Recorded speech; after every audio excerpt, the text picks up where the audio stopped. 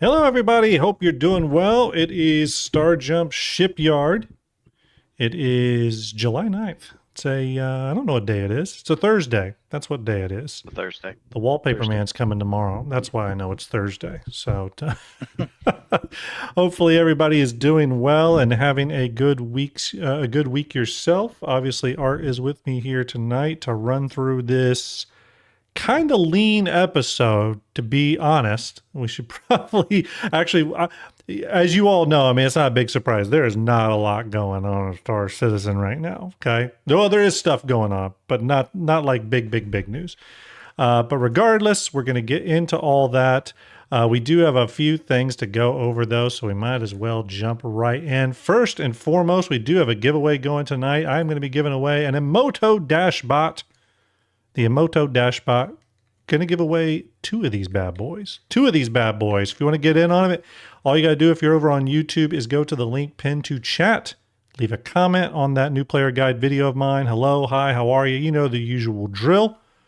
If you're on Twitch, it's just, well, it's nothing yet because I got to start it because I didn't start it. And there you go. If you're on Twitch, all you got to do is exclamation ticket or exclamation ticket space max. Whoever wins the Twitch is going to get an Emoto, and whoever wins on YouTube is also going to get an Emoto Dashbot. Okay, going to give away two of them tonight. So thank you very much. Appreciate all y'all's support. I think, obviously when the next ship comes along, we'll have a new ship giveaway. We haven't had any since really DefenseCon time period.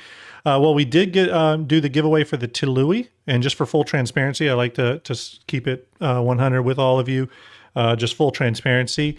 The person that won was very thankful for winning, but actually told me to keep it and offer it up as a raffle or as a giveaway prize at the STARJUMP Summit, which was very nice of them. So shout out to them. They did win, but they said pass it forward, which is amazing. Again, to appreciate that. Okay. Next, talked about the giveaway tonight. We'll remind you all about that in a little bit. The next thing I want to talk briefly about is the STARJUMP Summit. You all know it, but we got some important stuff to talk about. We've only got 12 tickets left. 12. Okay. We've already sold 100 or almost 100 tickets. We got 12 remaining. Okay. And they've gone a lot faster than we thought. Okay.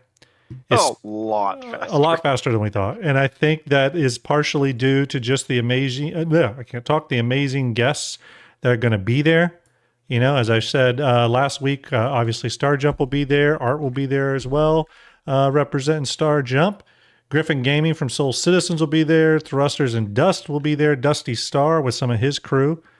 Beyond the Verse is going to be there. They actually asked me about booth size space. We need to talk about that soon. Art. And a Strato Brick's going to come. Don't know if he's bringing any Lego setups, but I know he is bringing some cool stuff for us to give away. So shout out to him. Also shout out to Boats, creating some really cool STARJUMP Summit stuff for me as well, just out of the goodness cool of his stuff. heart. So yeah, we have 12 tickets left. Make sure you go to the venue website, starjumpsummit.com. Everyone who buys a ticket will get a swag bag full of all the items you see here and possibly others. There's going to be a meet and greet. It's at a really cool venue called Game Arena that is absolutely epic. It's a really great space, and they've been so excited to work with us on this. It's a restaurant, it's a bar, it's a gaming area. We're going to have 42 gaming PCs loaded up with Star Citizen, which is going to be absolutely incredible.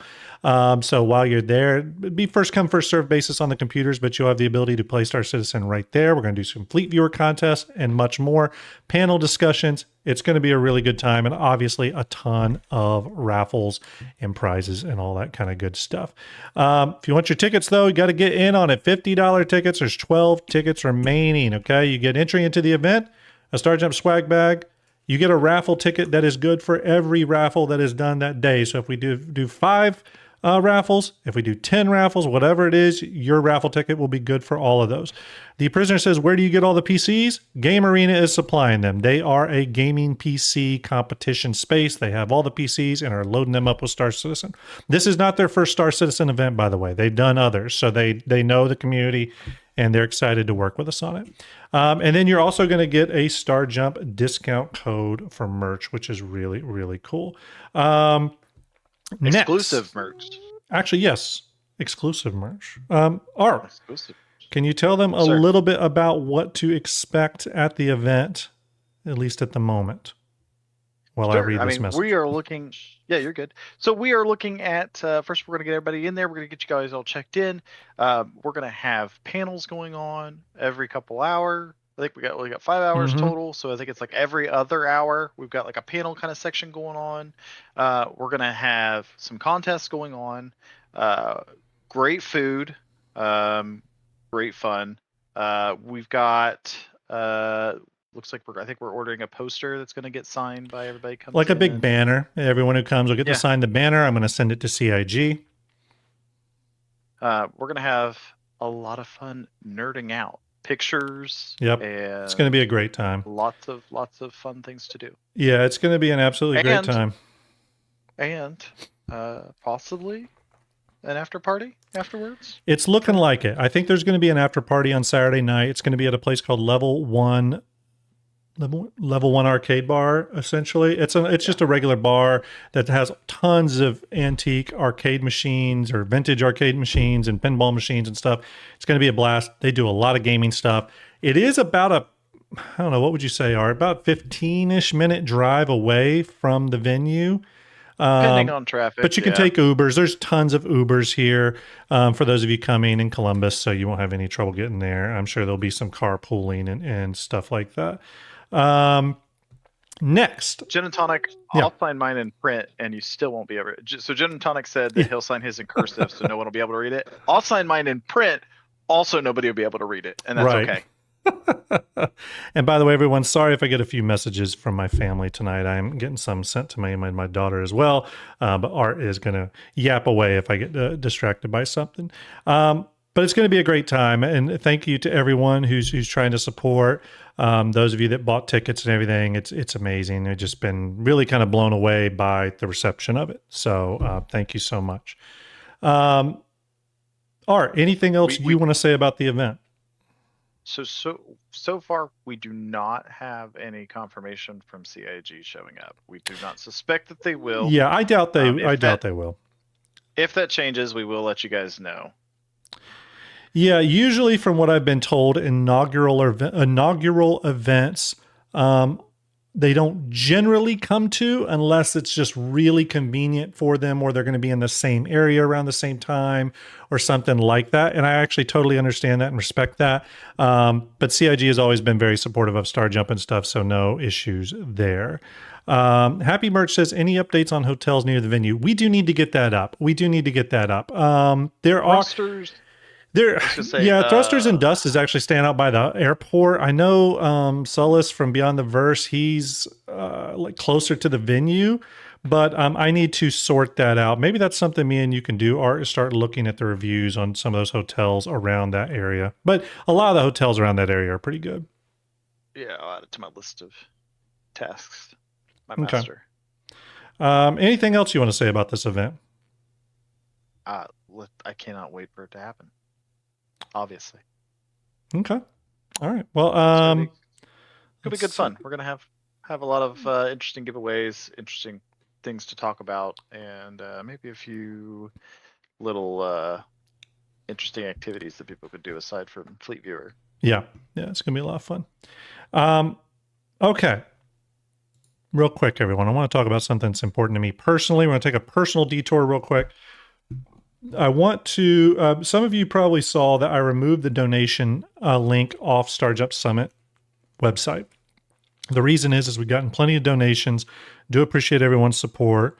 We're in a great place financially for the event. So I wanted to turn it to something that's personally important and send it out to you all, because I know you all are so thoughtful and caring about, people in need like myself. Or like I am, we just went through St. Jude and everything. We have some personal friends here in Columbus, the Delgado family. It's a mother and her two daughters. One One of the daughters is my daughter's BFF. She stayed behind here. They legally immigrated to the United States a few years back, but the one stayed here for some medical appointments while the mother and the younger daughter went down to Venezuela to see some family. I'm not sure the entire situation there, but regardless, the earthquakes hit. Lots of bad stuff happened. And now they're in a situation where they're safe, but they've really exhausted all their resources on short-term emergency housing and all that. And they're really running short on being able to get plane tickets to fly back, be reunited as a family, and all that kind of good stuff. So I did start a GoFundMe. They told me not to. But they're also very nice, humble people, and I did it anyway. So there is a GoFundMe for those that want to donate. I've had 2 people donate real quick, and or the other day, and I do appreciate it. And I'm going to go ahead and put out a little message sheet. And if you're on Twitch, I stickied or pinned the GoFundMe link, but this is out to the 2 people that did donate, but I'm going to send it out to anyone else. Anyone who donates today and tomorrow for this cause, no matter, even if it's let's just say a $20 and up donation, I'm going to be doing custom liveries for Fleet Viewer. So if that is something that interests you and you want to donate to a good cause, you'll get a free, because I don't charge for them, custom livery in Fleet Viewer, all for donating to a good cause. When you donate via the GoFundMe link, it has the way for me to message you in there, and I'll get your custom livery details and we'll get those done. But I wanted to incentivize it a little bit. I do appreciate the efforts here. They are a wonderful family, and they're really struggling. So it is something I wanted to do. Kind of a quick thing, but do really appreciate that. So yes, for the 2 people that donated, and for anyone else that donates, you're going to be getting custom ships in Fleet Viewer. Just think of the ship. You need to think of a primary, secondary, and tertiary color. You need to name the ship. You need to give me any logos that go on the ship. It needs to be work safe, and we'll make it happen. Okay. So again, thank you very much for everyone who has stood up for that. It really means a lot. And yeah, it's amazing. This community is awesome. And I really appreciate it. Yeah, absolutely. Brian Havoc donated, and he'll definitely be getting a custom Fleet Viewer ship. There it is, Gin and Tonic. There's the GoFundMe. Do appreciate that, everyone. Even a little bit helps. This is a family in need, trying to be reunited after those horrific earthquakes in Venezuela. I mean, they are really, really bad. So, all right, here's what we're going to do now. We are going to watch the Inside Star Citizen Alpha 4.9 patch report. From what I've heard from Art, I have not seen it yet, but from what I've heard from Art, this is a good one. We're going to watch it. I will start off and say though, it's a weird time in Star Citizen right now. It's kind of a lull after the Defense Con blitz. Moods are in kind of a weird place, right? Because thank you, Altzilla, appreciate you. Moods are in kind of a weird place, right? Because of the state of the game. And it's just, yeah, it's one of those weird times. Star Citizen is a project of really high highs and really low lows, I feel like. So we're going to see what they have to say here in the patch report, see what Jared has to say about the state of the game. And, we'll do what we have to do. Direwolf says, question, I'm on the STARJUMP Summit website. I can't attend, but do want to donate money to grab a swag bag. Where is the link to put in my money? Direwolf, you can't do that because I removed the donation link from that, but I'll probably be adding it back after the GoFundMe. So if you just want to hang on that, obviously you can buy a ticket if you want to, but that's how we're going to do it. It'll probably be Saturday that I put the donation link back up, though, the coffee donation link. Okay. Okay. Is there anything else? I think we can jump right into it. Art, anything you want to say about the patch watch video before we jump in? Or is it best just to ask? According to Quinn, Jared took my haircut. Oh, okay. Okay. I just let everybody know. He did call and ask if it was okay. Yeah. Okay. I told him no. He didn't listen. All right. All right. Max Skinny says, does anyone have an issue logging into the website? Not me, but I logged in just a minute ago. I had no problems. Question bot is running, everyone. So if you have a question, just put the word question. The bot will pick it up. We're going to get to it pretty much after the 4.8.3 breakdown here. So here we go. Let's give this a watch. Turn it up and let's see what they have to say. It's only 5 minutes long. And I can't hear it. Stand by. Something is wrong. Mistakes have been made. Why can't I hear it? Flip the switch. Let me go back to this. Why can't I hear it? Why can't I hear it? Join the Cole asked for the summit. If we have a ticket but can't end up making it out, how will we get our swag bags and know if we want to raffle? The swag bags will just be sent out to whoever didn't get one or who didn't show up. If your ticket didn't get scanned, we'll know it. And then in addition to that, it'll just be one of those things where with the raffles, if we call your raffle number, we'll notify that. You don't have to be there to win the raffle thing. We're just going to call the raffle number. Whoever wins. So yeah, you'll be notified. Buying a ticket gets you access to everything. So we are not going to hold it back just because you couldn't physically be there, if that makes sense. Why? Seriously, what in the hell is this thing not working? Art, I need to know why you broke it, Art. Is the site muted? It's not. Let me just check the settings here. Okay, that's good to go. Is it actually muted on the site? Did you no mute YouTube for something? No, we're unmuted. Can't hear Jared. It's all my fault. It's okay. Yeah, this is just really great. This is really great. Let me try to reload it. If it makes you feel better, I can always share my screen and put it up on my screen, and then just. We'll see. You might have to. I was kidding. I don't. I gotta tell you, this whole thing has been weird today. You guys ever have this where like pretty much everything just falls apart? That's kind of what is happening here. It's been like that for us. What in the hell today? Stand by, everyone. Let me add another thing here. We did get the challenge coins ordered. We did get the challenge. Yeah, we did. Very excited about that. Actually, they looked really, really good. Like they look really, really good. They do look pretty damn good. I gotta be honest with you. I saw those pictures and I was like, that's spicy. They do look pretty good. I'm actually pretty excited about them. We don't have them in yet, but I looked at the proofs and they look really good. So, okay, wait a minute. I think I know what the issue is here. Okay, stand by. I think we're getting close to the issue here, everyone. Thank you, everyone, for being patient. Yep, there's the issue. CIG, or sorry, not CIG, NVIDIA. I'm blaming NVIDIA for this one because they do not make updating broadcasting. Let's see. There it is. Okay, we got it now. Good Lord. All right, everyone. We're now going to watch the 4.8.3 patch watch video with Jared. No, it's 4.9. 4.9. Oh, sorry. 4.9 patch watch video. You're right. Okay. Here we go, everyone. That's right. I talked about 4.8.3 last week. Here we go. 4.9 patch watch. Here we go.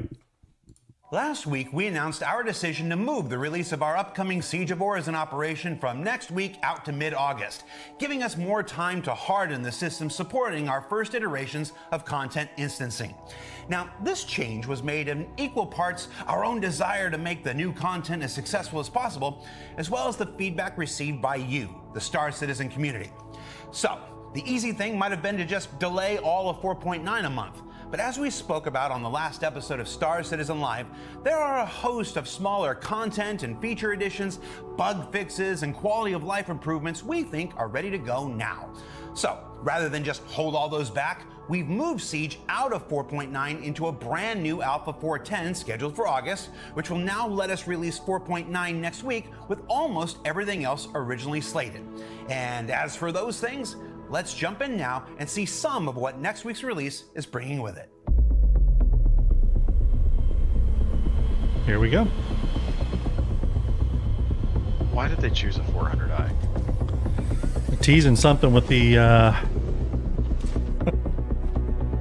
teasing something with Origin, I think. Who knows? Sure. Ahead of Rico Battaglia's fully instanced Mission Giver return in August, there's a new suite of repeatable evergreen missions that let you start building your rep with the legend early. Now, these include your basic prospecting contracts where you report back locations of resources as work for others, and contracts where you go and do the mining yourself. But there's also more intriguing offerings where you're asked to investigate the results of recent attacks throughout the frontier by an elusive group called the Moraine. They're attacking industrial ships throughout the system, and Rico needs your help to find out what's going on and to save her friends. These contracts include discovering what happened to missing workers, boarding hijacked vessels to recover control,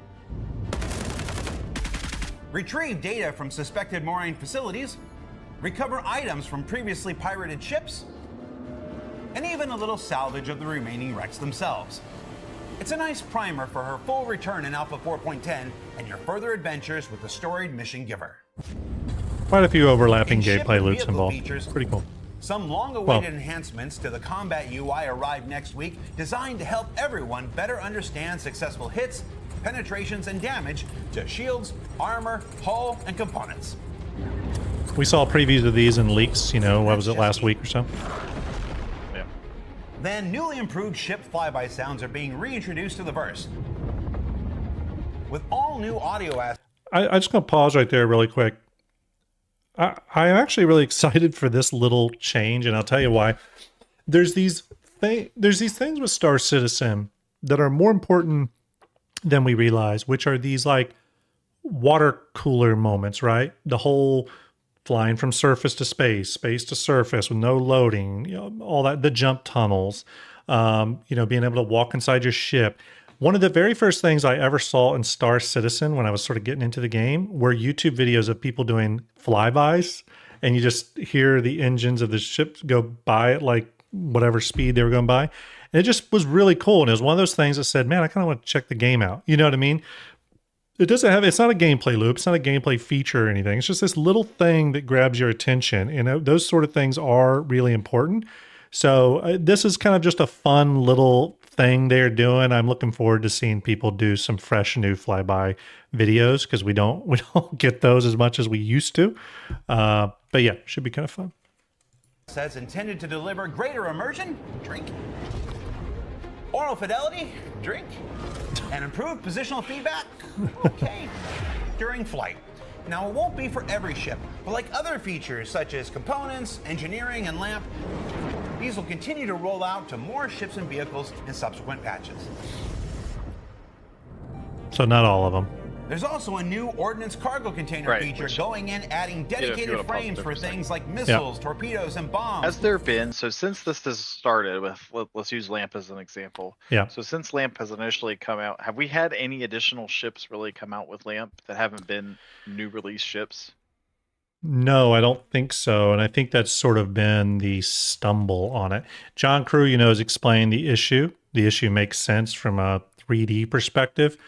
Just as someone who has seen the ship models and stuff, it actually makes a lot of sense what he's saying. But let's be honest, it's a bit of a stumbled release because of that reason. But yeah, go ahead. Well, but with that being said, it's I feel like that was a poor choice of words on his point to be like, you know, as with all this other stuff, we'll implement it as we go. And I'm like, but you haven't, except for new stuff, which you account for when you're building new ships. Yes. Yeah. It's tricky because I've long said at CIG, and I know this is not how they approach it. Oh, and the M80 came out with LAMP. Okay, I didn't realize that, Spectre. That's cool. The M80, but it's a new ship that came out with it. It's not like it came out and then like they added LAMP. Right. And, I would say, I've always said this, and I have no doubt this is not how CIG works. And actually, it would probably be a bad idea if they worked this way. So I'm not by any means saying that CIG should be doing this. Ben, John, anybody, if you're watching, I'm not saying you should do this. But in back of my mind, sometimes I always was wondering, like, if there should be this like little smaller side team whose job is it to only deal with existing ships, adding new features to them, bringing new stuff online, to keep not only the newer ships up to date, but our older ones as well. It's just obviously not how CIG works. things kind of come out very piecemeal right now, and that's a weird way to release things. You know what I mean? Because inevitably someone's always going to be disappointed because their ship isn't included in that new feature set. You know what I mean? So yeah. Okay, let's continue on. To improve the presentation and storage of such items on cargo grids. Did I say ordnance or ordinance? Ordnance. Not ordnance? Yeah. So it's a smaller thing that perhaps isn't as sexy, but all existing distribution centers are being redropped on planets and moons with a variety of systemic and physics improvements that will fix a large amount of missions that occur there. And there was much rejoicing. Yay! And ahead of Starware, which I'll go ahead and tell you is currently tracking for 4/11 in September, cross your fingers. There's Art's outfit. There's a new series of combat clothing coming to shops in the verse. Now, these may not offer the same level of protection as a full suit of armor, but they'll do more to keep you alive in a gunfight than other clothing options. Plus, they're snazzy. Be seeing you. What do you think of the new outfits? I like them. I want CIG to bring out more clothing options. We get armors all day long, but the clothing sort of feels like a dead thing that they don't want to do anymore. You know, we get the little t-shirts and stuff for the events and stuff, but I really would like CIG to do more clothing, because I do think we're going to get to a world with Starware where we're going to be able to mix and match these clothing items with armor items and create some really cool stuff. And then obviously I hope that there are limitations in some of the armor sets in relation to flying your ship and doing certain things in them. You know what I mean? Like, for example, I am actually a proponent of heavy armor not being something you can wear and pilot your ship at the same time, personally. Light armor I'd be okay with. Medium I'm iffy on, but heavy, I think it's less about, obviously, because it's not convenient, but we need those suit lockers to be usable, but it's more about just balance. Again, if heavy armor is something you can do everything in, why would you wear anything else? When supposedly death is going to be a big deal in this game, right? So I don't know. Am I thinking wrong on that? No, I agree with you 100%. That, you know, giving us an option of a fast way to swap out sets is going to be beneficial, because then yes, you can implement things. Right now, I mean, even with the flight suit stuff right now, it's a pain, because you got to stow your armor in a storage locker somewhere, right, and then you got to put the flight suit on, and then if you're running ground stuff as well, then you got to put it back on. It's a pain. Taking the backpack off, putting the backpack on. So agreed. Let's continue on. And closing out our coverage of Alpha 4.9, there are also behavior improvements to the juvenile and adult Valakars, new hairstyles, a new classic from one of our most popular weapon manufacturers with the bullpup rifle from Bering, and perhaps the most important addition to Star Citizen since planets and star systems were added, new kiosks have been added to New Deal. Thank you, Hassie.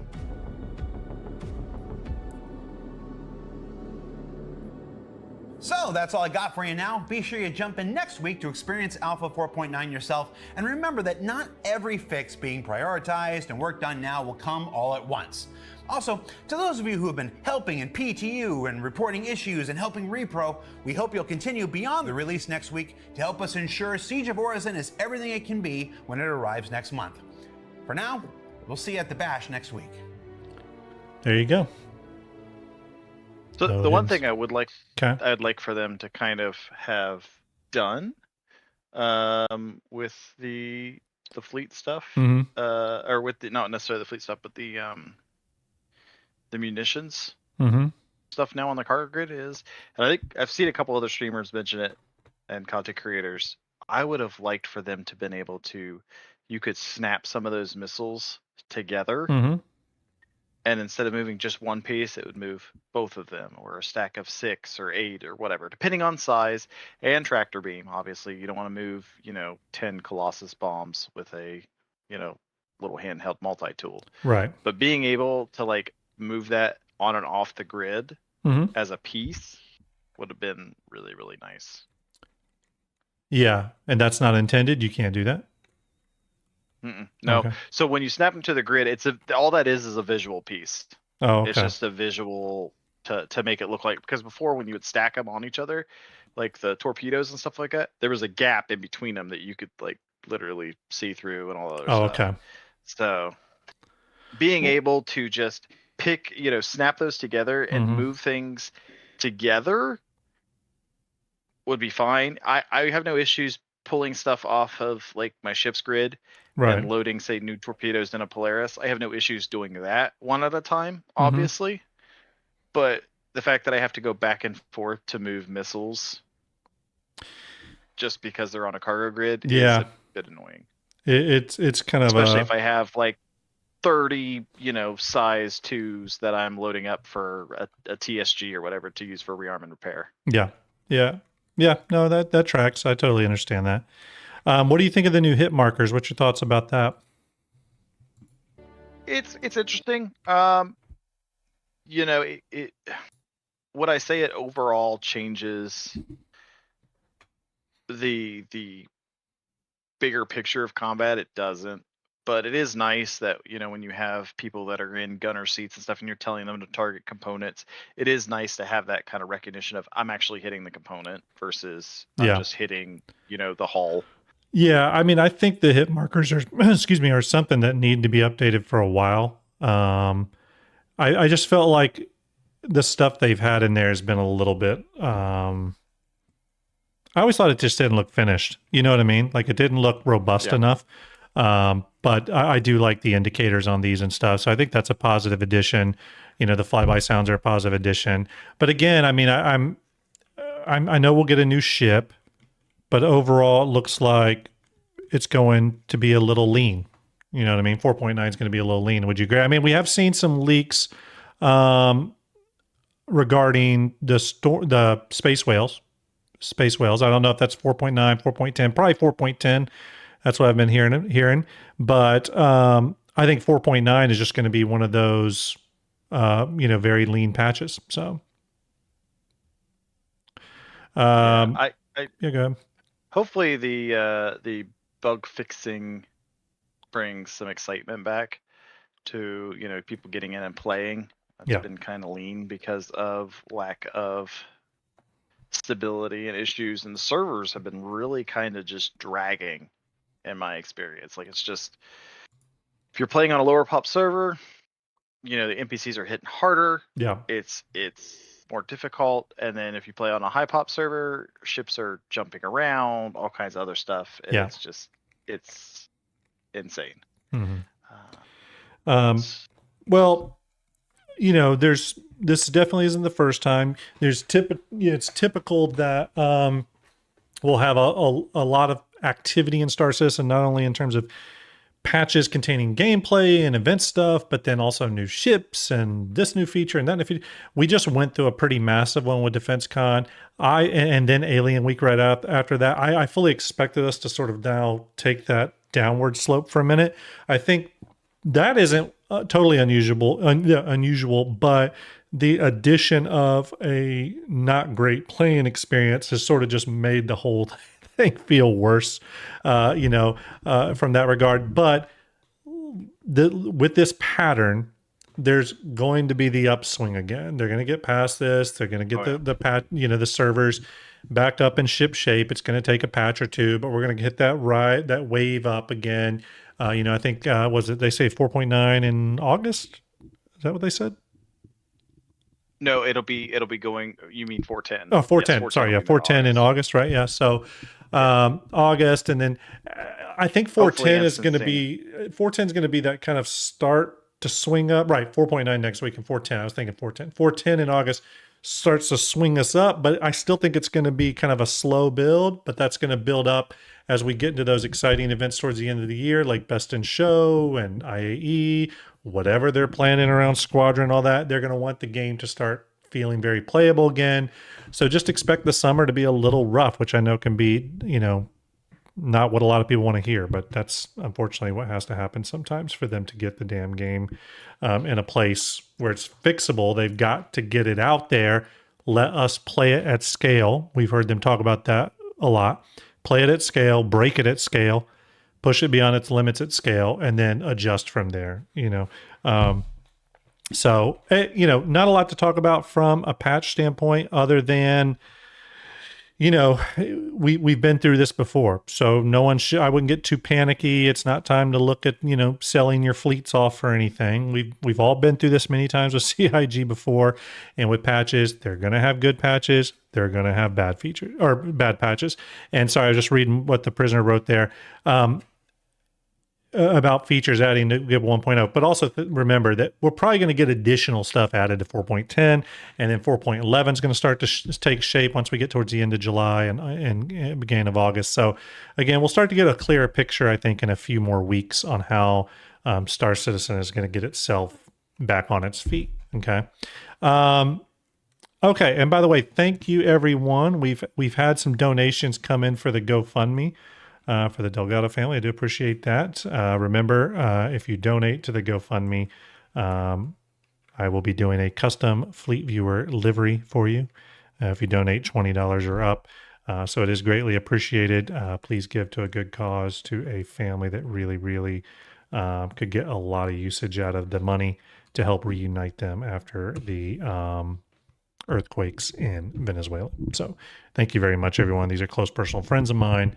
And obviously once I get permission from them to put their photos on there, I didn't want to do that until I had permission because there's some kids involved.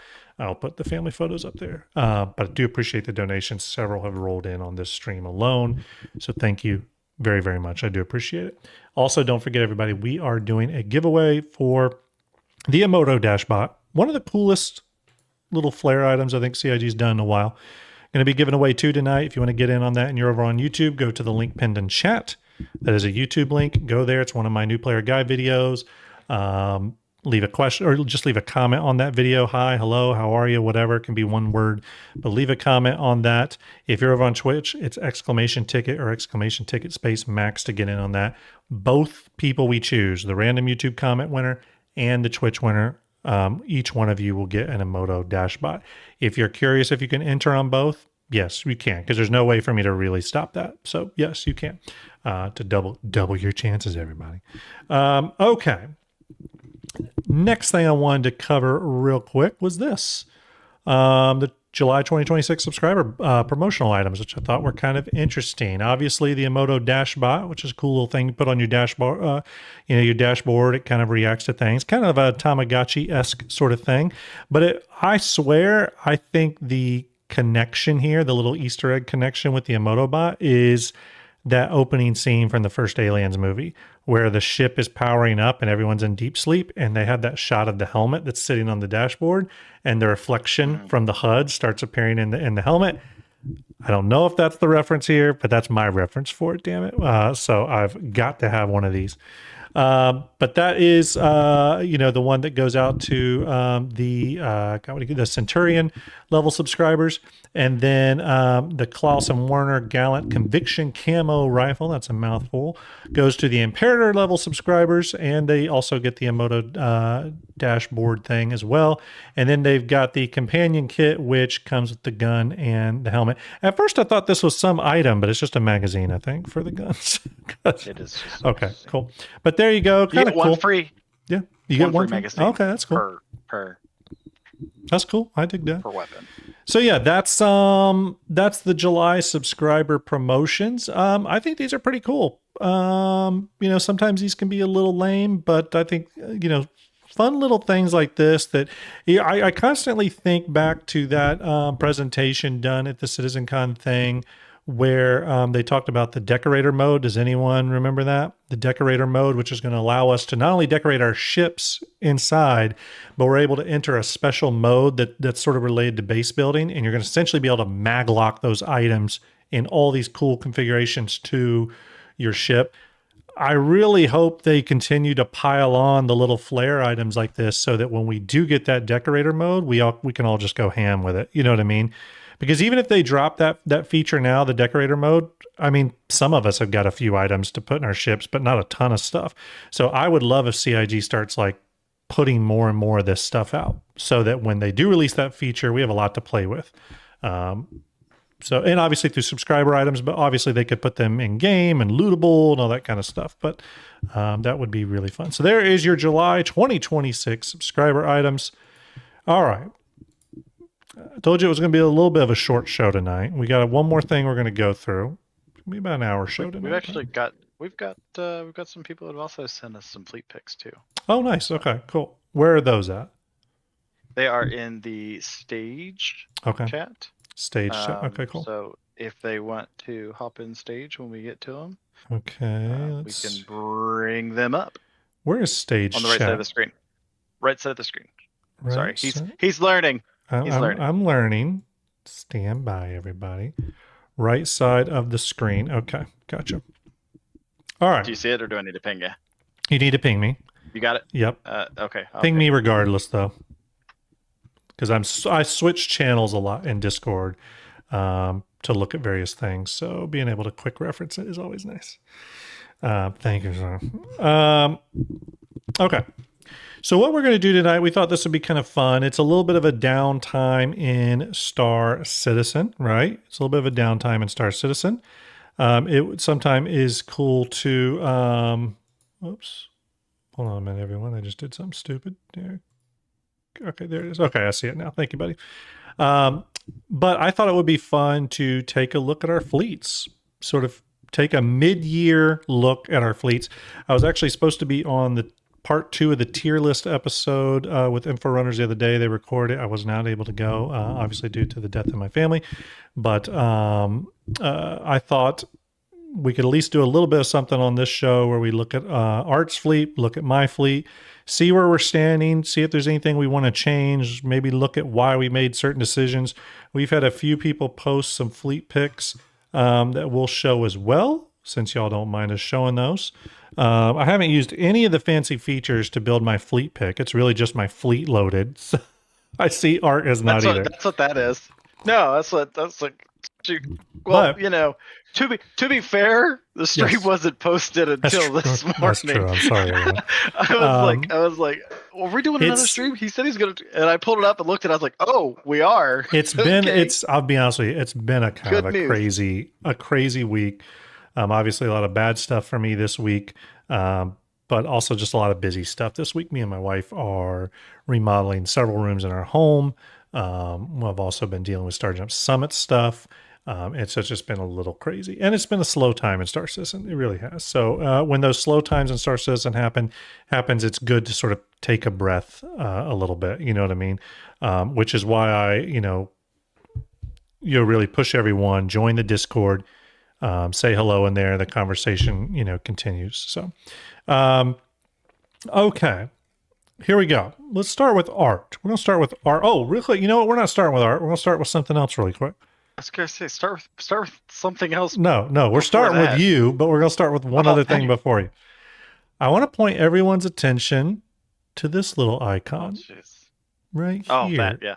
This little new icon you may have noticed. What could this thing be? Well, we're going to talk about the future for a minute. Okay, we're going to talk about the future. Are they able to handle this? They might be. I don't know. I don't know if I can handle it. We may have. It might be a big letdown, but we'll see. They'll see this icon here called Profile. Now, if I click there, you'll see a window pops up. It says StarJump Grim. There's a StarJump member number, which is 223 for right now. Wrong. A ranking. I set my StarJump communications on. In addition, you'll see some sort of fleet rankings / arrangements called Captain, Commander, Admiral, and Featured. This is, and if you and when you click on this button and you haven't already registered, it'll have a step-by-step registration process to register with this.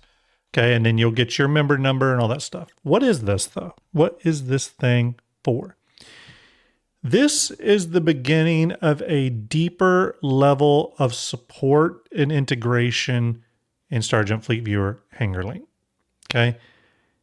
It doesn't do a lot of stuff now. Okay. You can register and all that kind of good stuff. But very soon, you're going to be able to save fleet arrangements and have those saved on Fleet Viewer. You're also going to be able to save out links instead of fleet pics. You're going to be able to send people fleet links, essentially, where they can open that link and pull up your fleet. But it won't be through a JSON file, like an actual file. It'll be just a web link, which is really cool. But this is also the future, and we'll get there eventually. I'm not going to talk too much about tonight. The future of full-on like org, squadron, all that kind of support in Fleet Viewer. To get to that point, there's a lot of like foundational stuff we have to build into Fleet Viewer that has never been in Fleet Viewer before. Okay. This is sort of the initial bones to that. This is us sort of digging the pit so that we can lay down the proper foundation and all the new features that will go along with that. Okay. Shout out to Starlet for getting this started and working on this. She did have a lot of the features I'm talking about working the other day. We did not deploy it with those features though, because we want to do more testing with it and do some more edge case stuff. But we did want to at least deploy the profile creator thing. Okay. So that's what you're seeing here. And I'm really excited about it. It's been an often requested feature. It is something that we've been wanting to get around to. There's reasons that we waited until now that have to do with logistics and not wanting to disrupt Fleet Viewer as we know it. As you all know, we did a bunch of work to Fleet Viewer right before DefenseCon, which enabled me to start pushing Fleet Viewer images up, which has been huge. So again, shout out to Starlet for that. So thank you very much. So for example, all the custom liveries I'm doing for those of you donating to the GoFundMe, that's really kind of made possible because I can push them up relatively quickly and with ease. So big stuff coming to Fleet Viewer. I did just want to highlight this. Again, not a lot to look at the moment, but this is the start of something big for the future for Fleet Viewer. Okay. My goal is I want to get full org support. I want to be able to have shareable links you can send out to people that they can click on the link and it will take them directly to your fleet, and you will be able to set permission levels for them to build off of that web link. For example, let's say you're an org leader and you start a Fleet Viewer page for your org or a Fleet Viewer profile for your org. You'll be able to send that link to new org members. They can add their ships to it if they want, because they'll have they'll have the ability to add ships to it, but won't have the ability to remove anyone else's ships or alter anyone else's ships. So we're working out the scope of all that work, and it is a goal. Okay. Now let's swing to our boy Art. Art, we got your fleet up. This is the mighty Artorias fleet. Walk us through it, buddy. There's some interesting stuff in here that I didn't expect to be on this canvas, believe it or not. Really? Yeah. What? Well, the first one's the Tiburon, but we're going to talk about that in a minute. We're going to talk about that one in a hot minute. Yeah. I know. Let's zoom into your first one though here. Not that we'll go through every single ship on mine, for example, but we're going to go through the ones that are there's questions about. So MDC, what's with the MDC? Yeah, I just wanted the PDT turret. Oh, basically. That's the reason a lot of us have it, to be totally honest with you. Yeah. With org operations, it's nice to have a place, something that I can drop for AA coverage, or even an early warning kind of AA coverage. Mm-hmm. And this was something we were using that for. We've tested it with a line of mine. Obviously, it doesn't work as well because friend foe markers are still kind of messed up. Mm-hmm. Once they fix that, maybe it'll be more useful and I'll have more of them. But honestly, I got it for the PDT. Right. And we obviously this is part of a series of vehicles. Is it the MTC that's the other one, the Mobile Armory? That's the one I don't own. I do own the MDC as well. But we've heard some rumors of some entity strings popping up in some of the latest builds surrounding the MFC, which is the fabrication variant of this vehicle. If it drops, that'll definitely probably be one I pick up just because I want to have a lot of the fabrication vehicles on hand. It's weird. I partially was hoping that I guess I'd say this about the MFC. I hope it's the fabricator. I guess it'll need the fabricator on it and then an area to store at least 1 to 2 SCU of cargo, right? Probably 1 SCU of cargo, I would guess. Probably. And then it's going to be able to craft, I would imagine FPS type items because it's a really small vehicle. So that's what I'm expecting for that. All right. Next one on Art's list here, the F7CM Super Hornet Mark II. What's this one doing in the hangar, Art? With the Heartseeker kit. Oh, with the Heartseeker kit. Okay. Yeah. It's just ballistics. It's my go-to fighter. If I need something to pull out, if I'm pulling fighter support and something, it's a well-rounded fighter to use. I like the availability of, both having the regular Super Hornet Mark II and the Heartseeker option, so I can swap between the two for what I need. But right now, with ballistics being the way they are, I went with the Heartseeker. Okay. At least this patch. Now, we do have the Heartseeker in Fleet Viewer, but it won't show up as a ship. You have to manually add it. And the reason is because it's technically not a ship anymore. It's a kit. The weapons kit. Fleet Viewer works off of SKUs. That's how it ties into Hangar Link. That is another feature we're looking at trying to figure out soon, is how to have Fleet Viewer figure out when you have certain kit items like that. Here's a surprising one, the Meteor. Tell me about the Meteor. Well, I've got the it's not the Echelon or whatever it is, the laser kit. Okay. I did not like it with the Leonidas cannons. Okay. I felt the firing was weird. So laser kit works good, keeps the shields down, so it's more of a support ship. I can keep shields down on some of the other stuff while the fighters come in and finish it up. And it hits pretty decently. I've taken out a Perseus or two with it if I can stay. It's actually one of the ships. I have this small bucket of ships I've just never flown, and the Meteor is one of those ones I haven't had the pleasure of flying it. Maybe I'd fly it and fall in love with it. I don't know. It's possible. Stranger things have happened. All right. Let's go down to the bigger ships now. This is a new one added to the fleet. Let's talk about the Retaliator. What brought the Retaliator into your fleet? And actually, I was just looking. This is one VMXEO. Are you still in chat, buddy? This is one we should definitely at some point put on our Star Fab list. This is an old one. So, Art, Retaliator. Give me a good reason. Well, the way that things are right now with, especially Xenothreat was a big, where they took the Foxhole missions, kind of re-skinned them. Yeah. This is an easy one to do the grind with. Pick up the easier missions, especially when the ones where you're hunting specific targets. I can pop in with this thing with both bombing bays set with torpedoes, throw a couple torps, I'm done, and I'm out. I don't have to rely on anybody else. I don't have to do a whole lot of fighting. Yeah. In, out, and I'm done. Plus, with the modularity, maybe someday working soon. John Crew, please come back and work on this. How many modules do we have for this one right now? Cargo. Well, they have the new bombing. I don't know if that's different than the torpedo module off the top of my head. And I think there was there's supposed to be a drop ship one, but I don't think that's out yet. So okay, they didn't release that one because didn't they highlight that recently? I thought they highlighted that one not too awful long ago, unless I'm just completely wrong. Don't think chat, do you know? I think that chat, it's time to school me. Yeah, cargo and bomb. Cargo and bomb. Okay. Yeah, I mean, it's one of those ships that I still people still say is highly effective. So no issues there. I think it's just it's one of those ships that hopefully it was kind of the modularity test bed.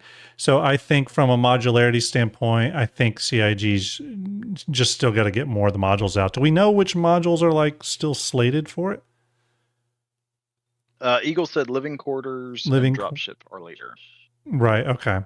And the living quarter part of this, again, I think we need to get whatever those feature sets are from habitation that we know we're supposed to get at some point. And I think that I would put those in the category of like actor status tier 2 and a lot of that type of stuff. You know what I think would be another great module to add to this would be a mine laying module. Ooh, a mine laying module would be really cool. And you know I'm all behind mine layers coming into the game. So yeah, I would be all about that. Nothing major, just a couple, maybe less than, I mean, depending on size, obviously, but maybe 10, 12, something like that. Just quick. What size do you think, what size mines do you think this ship should deploy? 70 meters long? At maybe size like 3, something small. No, I wouldn't expect something big like anti-capital mines or anything like that. I think something that would hit, small, maybe fighters, stuff like that. Just quick, throw it in, get out kind of thing. Well, it kind of goes to back to that whole conversation of the Nautilus and its mines, what size those will be. I do think that I think it's very possible the Nautilus's mines will scale up, and if that happens, I could see a mine laying module for the Retaliator coming in more at like size 5, but just maybe it can't do as many as the Nautilus. If the Nautilus stayed at size 5 mines, but it carries like 24 or something like that, then I think this could maybe do the same size, but just at a smaller amount. Maybe it's 5 or something like that. Yeah. But ultimately, I think the Nautilus mines will be scaled up, to be totally honest with you. Yeah. So, okay, Retaliator, and you just added that one, right? Yeah, that was a short edition. I think today. I nice. Got everything today. The Starlancer attack, a controversial ship. Why do you have it? I had this and the Paladin. I actually got rid of the Paladin for this only because of the med pet. So this is my spicy. That's a spicy take, but I get it. I know.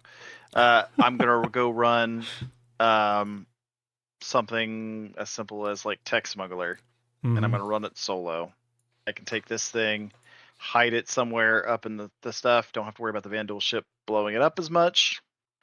And if I die, I have a respawn point versus traveling back and forth. Yeah. So, yeah, I mean, overall, the ship can carry a snub.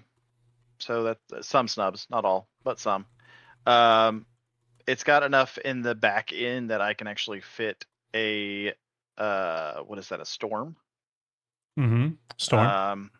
Yep. So I can fit that in there. I've got a way to deploy my MDC. Stuff like that. So just kind of an all-around carrier to move stuff that I don't need to pull out a Polaris or a Perseus for. Yeah, I mean, I think the Starlancer attack, well, really the Starlancer series in general, I think one of their benefits, and I would apply this to the Max and probably apply it to the build as well, is that they're versatile ships. They have their specific role. The Max is obviously a cargo ship. The TAC is a combat ship. The build is a base builder, but they also have enough open cargo areas and flexibility on their internal space to sort of be just good all-rounder ships, even within their niches. So like the Starlancer attack with that medical suite, the ability to put a snub and stuff, again, just starts to like, you start to be able to do some stuff with it. You know what I mean? Hell, you throw a crafting machine back there in that large cargo bay or whatever, you can see how you can start to expand the capabilities of this ship. I don't know if in the future, I still think it's a possibility in the future, there could be some mobile tier 3 medical beds we're able to put on the cargo grids of ships. CIG's never confirmed that. I still think that's coming one day.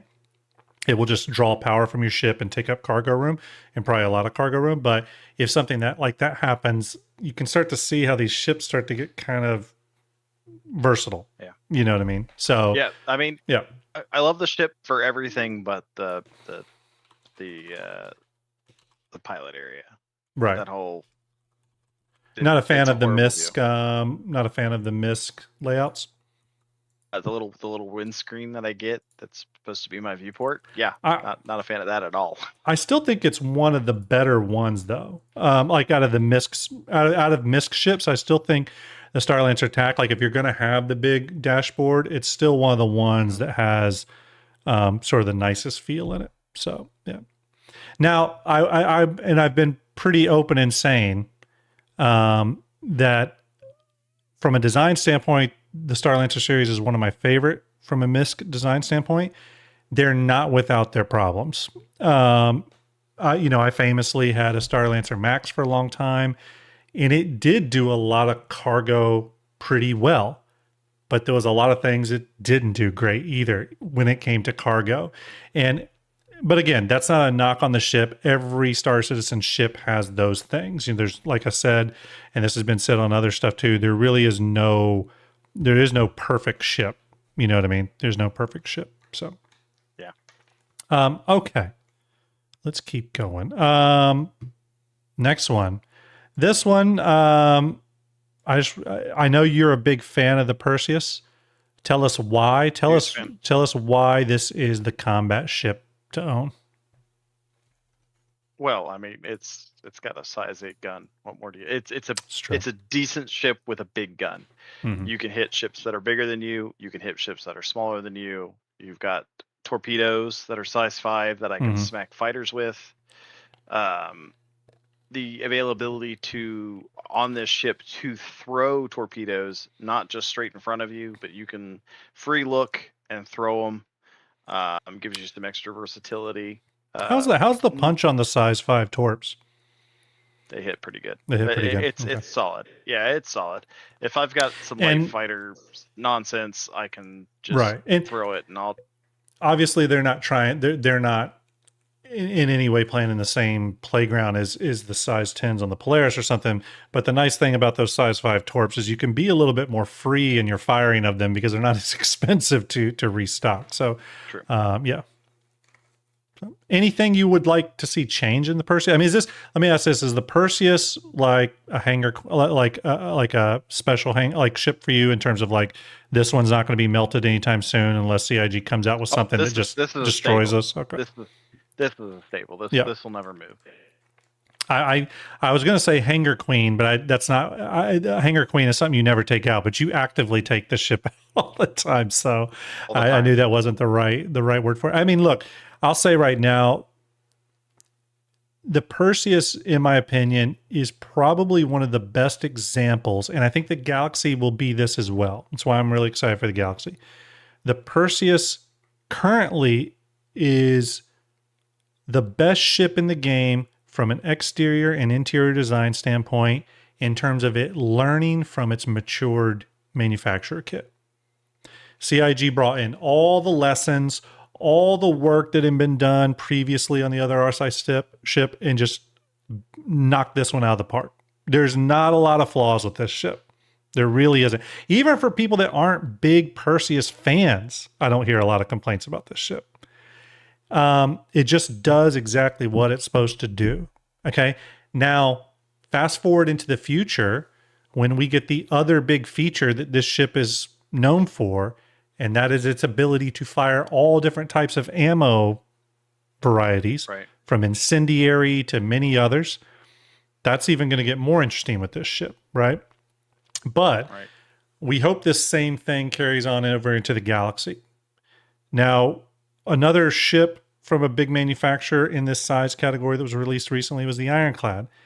The Ironclad, though, to me, and I'll say this now, I think they did a bang-up job on the Ironclad from a design standpoint, exterior and interior. However, as good as they did on it, you can still see they're sort of starting to like upscale the Drake kit And, they did a bang up job. And I even think that ship learned a bit from lessons from the Perseus, especially with signage and stuff like that.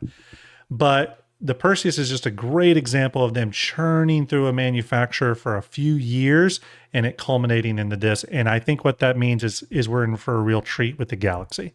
And hopefully, on the Drake side of things or any other manufacturer, MISC, whoever else has got ships in production, we're going to see that same manufacturer journey with its kit to where those larger, or not even the larger ships, just the important ships in that manufacturer's lineup really, really shine.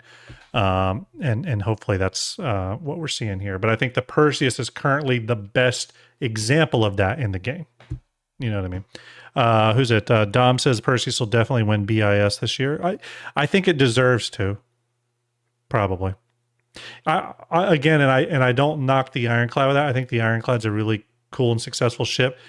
However, with the way it launched and everything else, I think the Perseus is the one that just connected the best right out the gate. You know what I mean? So yeah. Guardian says it actually promotes multi-crew. Yeah, another good example. Another good example of the success with this ship. So, all right. Let's get on to this one here. The Tiburon. Let's hear it, Art. Why do we have a Tiburon in the hangar? It was the shark paint. It was a shark paint. I saw it. I was like, oh, that's kind of cool. Yeah.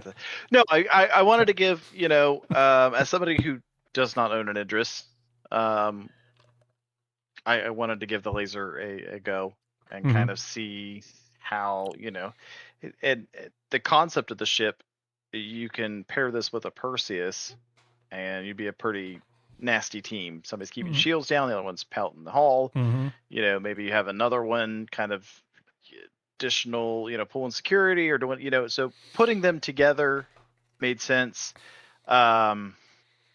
It's kind of just been, I'm not going to lie, I think I've taken it out twice, maybe 3 times. It's not great yet. I think it needs a little bit of work still. I think if the laser was more consistent, I'd enjoy it more. Okay. But I've seen a lot of people struggle with it. I've seen some people pull it out and it just gets ripped to shreds because you can't put out enough damage fast enough. It's a glass cannon and I understand that, but you can't put out enough damage enough to really be a threat. Right. And that's a problem. Yeah. I mean, it's a ship that, in my opinion, does need to obviously work really closely in concert with other ships. To not only have its proper place, but also to be protected. So it's not, I think, the ship that everyone was concerned it was going to be when it first released, which was just like the solo Idris killing machine. It's got its downsides. I actually picked one up as well. It was one of those ships that just straight up suckered me into it. I don't know what to say. It is really cool. They did do a cool job of it, of both the exterior and the interior changes are nice too. They're minor and they're just up in the front, but I think they're nice little changes. Yeah, it's an interesting one. I will say that the firing the laser is pretty satisfying. It's so funny though when you fire this. If you're standing in third person and the laser's fired, like if you're a character outside the ship, it looks epic. I will say the third person camera, like piloting view, the laser looks pretty pathetic. It has something to do with just the visual setup when you're in third person but piloting the ship. It's something I kind of do hope they fix one day. I've actually been pretty vocal on the tractor beam guns and and stuff being too wimp, and like you can't see the actual visual effect of it very well. But this is one of those ones that like I love the effects they did with the laser. I just want them beefed up about 10%. And as a person who works in visual effects, it's not a big deal. It's just increasing the amount of stuff or the intensity of the visual effect you're doing. But otherwise, yeah, cool ship. I was just surprised to see it in your fleet. Well, I mean, we do a lot of fleet stuff, so it's sometimes that's true. Just having extra subcaps to like pull out, throw to people, and be like, "Hey, all right, take us out." And, yeah, from that standpoint, not surprising actually. I'd like to see the ability to put out, swap out those size 7s Mm-hmm. for other options. Mm-hmm. And the other thing I think on this ship I would have liked to have seen is I wish they would have done the same thing that they did with the Polaris with this one, or Mm-hmm. with the Perseus with this one, Mm-hmm. and give us like a size 3 or even a size 2 at that point, gun to swap to in between to kind of handle light fighters and stuff, even if it's just a little bit, just to kind of shoo away. Yeah. Would have been nice. Yeah, I agree. That's all. Okay. And last but certainly not least, let's talk about the Polaris. Also a favorite of yours, I believe, right? Is that fair to say? That is my favorite. Okay. That is my favorite. Why is the Polaris Arch ship? Why is it your favorite ship? I like to throw torpedoes. Yeah. I throw torpedoes at a lot of stupid stuff during operations. You can ask some of the org mates. The last really big one that we did, I may have thrown a torpedo at a TAC. No, it wasn't a TAC. It was a Terrapin.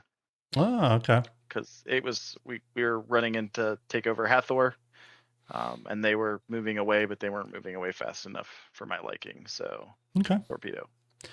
Yeah, I mean, look, I think the ship is. I've said this many times. I think it's a high watermark ship for CIG. It was the moment, in my opinion, that their exterior ship art elevated from one level to another level, and every ship, especially large ship that we've seen come out after the Polaris, has had that same attention to detail that the Polaris has. Before the Polaris, I didn't think we got to that high watermark. So I think the Polaris is an important ship from that standpoint, just from based off purely design. It's where CIG's bar rose up a little bit. And every now and then that does happen with CIG, and this is just one of those ships that did that. From a functionality standpoint, they made enough quality of life fixes past the original concept to make it interesting, especially with upgunning the ship a bit. However, everything that was always listed there was there. So from concept to flight ready, was it the 28 size 10 torps? Am I right on that number? I believe. Yep. The 28 size 10 torps, the ability to carry a saber sized fighter in the hangar, the starboard, port and starboard side ramps, all the stuff that was sort of unique about the ship was still there when it went flight ready. And I think, again, that's sort of what makes it successful. It is everything from the concept, but plussed up, a little bit extra salt thrown on top, or a little spicy magic thrown on top of the ingredient pile there, in the form of the upgun and a few just that higher bar of design work. So again, I think it's an amazing ship. I do own one. It's one of those ships that I'll never melt, just because it's just a really cool ship. It's fun to walk around in. You do get that feeling of I'm on board a really big, important ship. It's got a fantastic bridge. I think it's got one of the better bridge layouts in Star Citizen. Nice versatile hangar. Nice versatile cargo area. It's got nice, I guess I'll just call them advertisement rooms throughout, meaning the rooms that you show off to people where they're just like, holy shit, I want to buy this ship. Things like engineering, the mess hall's really cool. It's just got a lot of engineering's amazing. Amazing, probably the best engineering on any ship. And those are really important, those things sometimes, because that sort of becomes almost the personality of the ship. You know what I mean? It's exterior design, how it performs, certain things on the interior that make it special. CIG's even referred to this before too. They actually mentioned it not too long ago with the Kraken, which we know is in development, where they have these rooms that are like the important showstopper rooms, right? The rooms that they're putting more effort in than usual. And those rooms specifically will get kind of a certain level of attention put on them. For example, I would bring up, let's bring up this one here. With the Kraken jump point issue, they had those images of the gravity room, Obviously, they chose that out of a lot of different rooms to show us. One of the things they also talked about was the turrets being like a big important feature for that ship. All ships have some of those important aspects to them, and the Polaris has a few. Definitely engineering being one of those. And I hope CIG expands the engineering room functionality in the future with deeper engineering gameplay. When we get there. So that is Art's fleet, everyone. Is Grim, do we have a giveaway going on? We do have a giveaway going on right now. We have the Emotobot dashboard item giveaway. If you want to get in on that and you're over on YouTube, all you got to do is go to the link pinned to chat. It is a link to my new player guide video. Leave a comment on that video. It can be a one-word comment. Hi, hey, Grim, whatever you want to put on there. I'll pull a random winner from there. And then if you're on Twitch, it's exclamation ticket or exclamation ticket space max. I'll pull a winner from there. Both of you will get these Emoto dashboard bots. Okay. And then also, everyone, I'm doing a GoFundMe for some personal friends of mine that are affected by the earthquakes in Venezuela. It is to reunite the Delgado families, again, some personal friends of ours.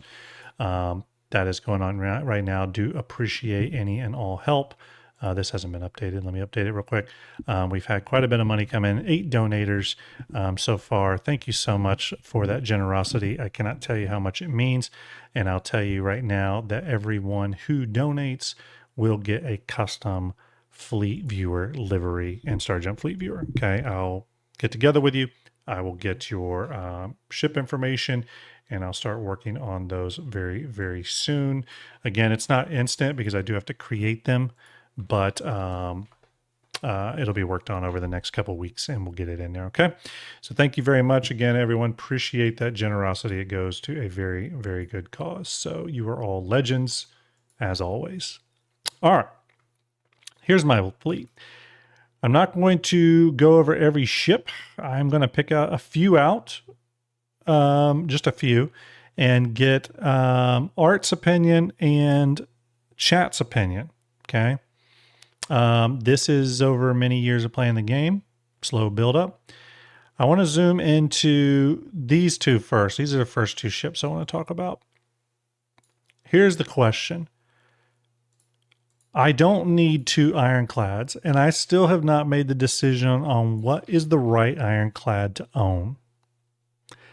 And partially that is because they really do their respective roles quite well. And there's enough differentiation between the two to make them both interesting to me. Cargo is going to be a mainstay for me, but also the flexibility of the assault. Even though it's a combat-minded vessel, I actually look at the Ironclad Assault as just a really good exploration ship.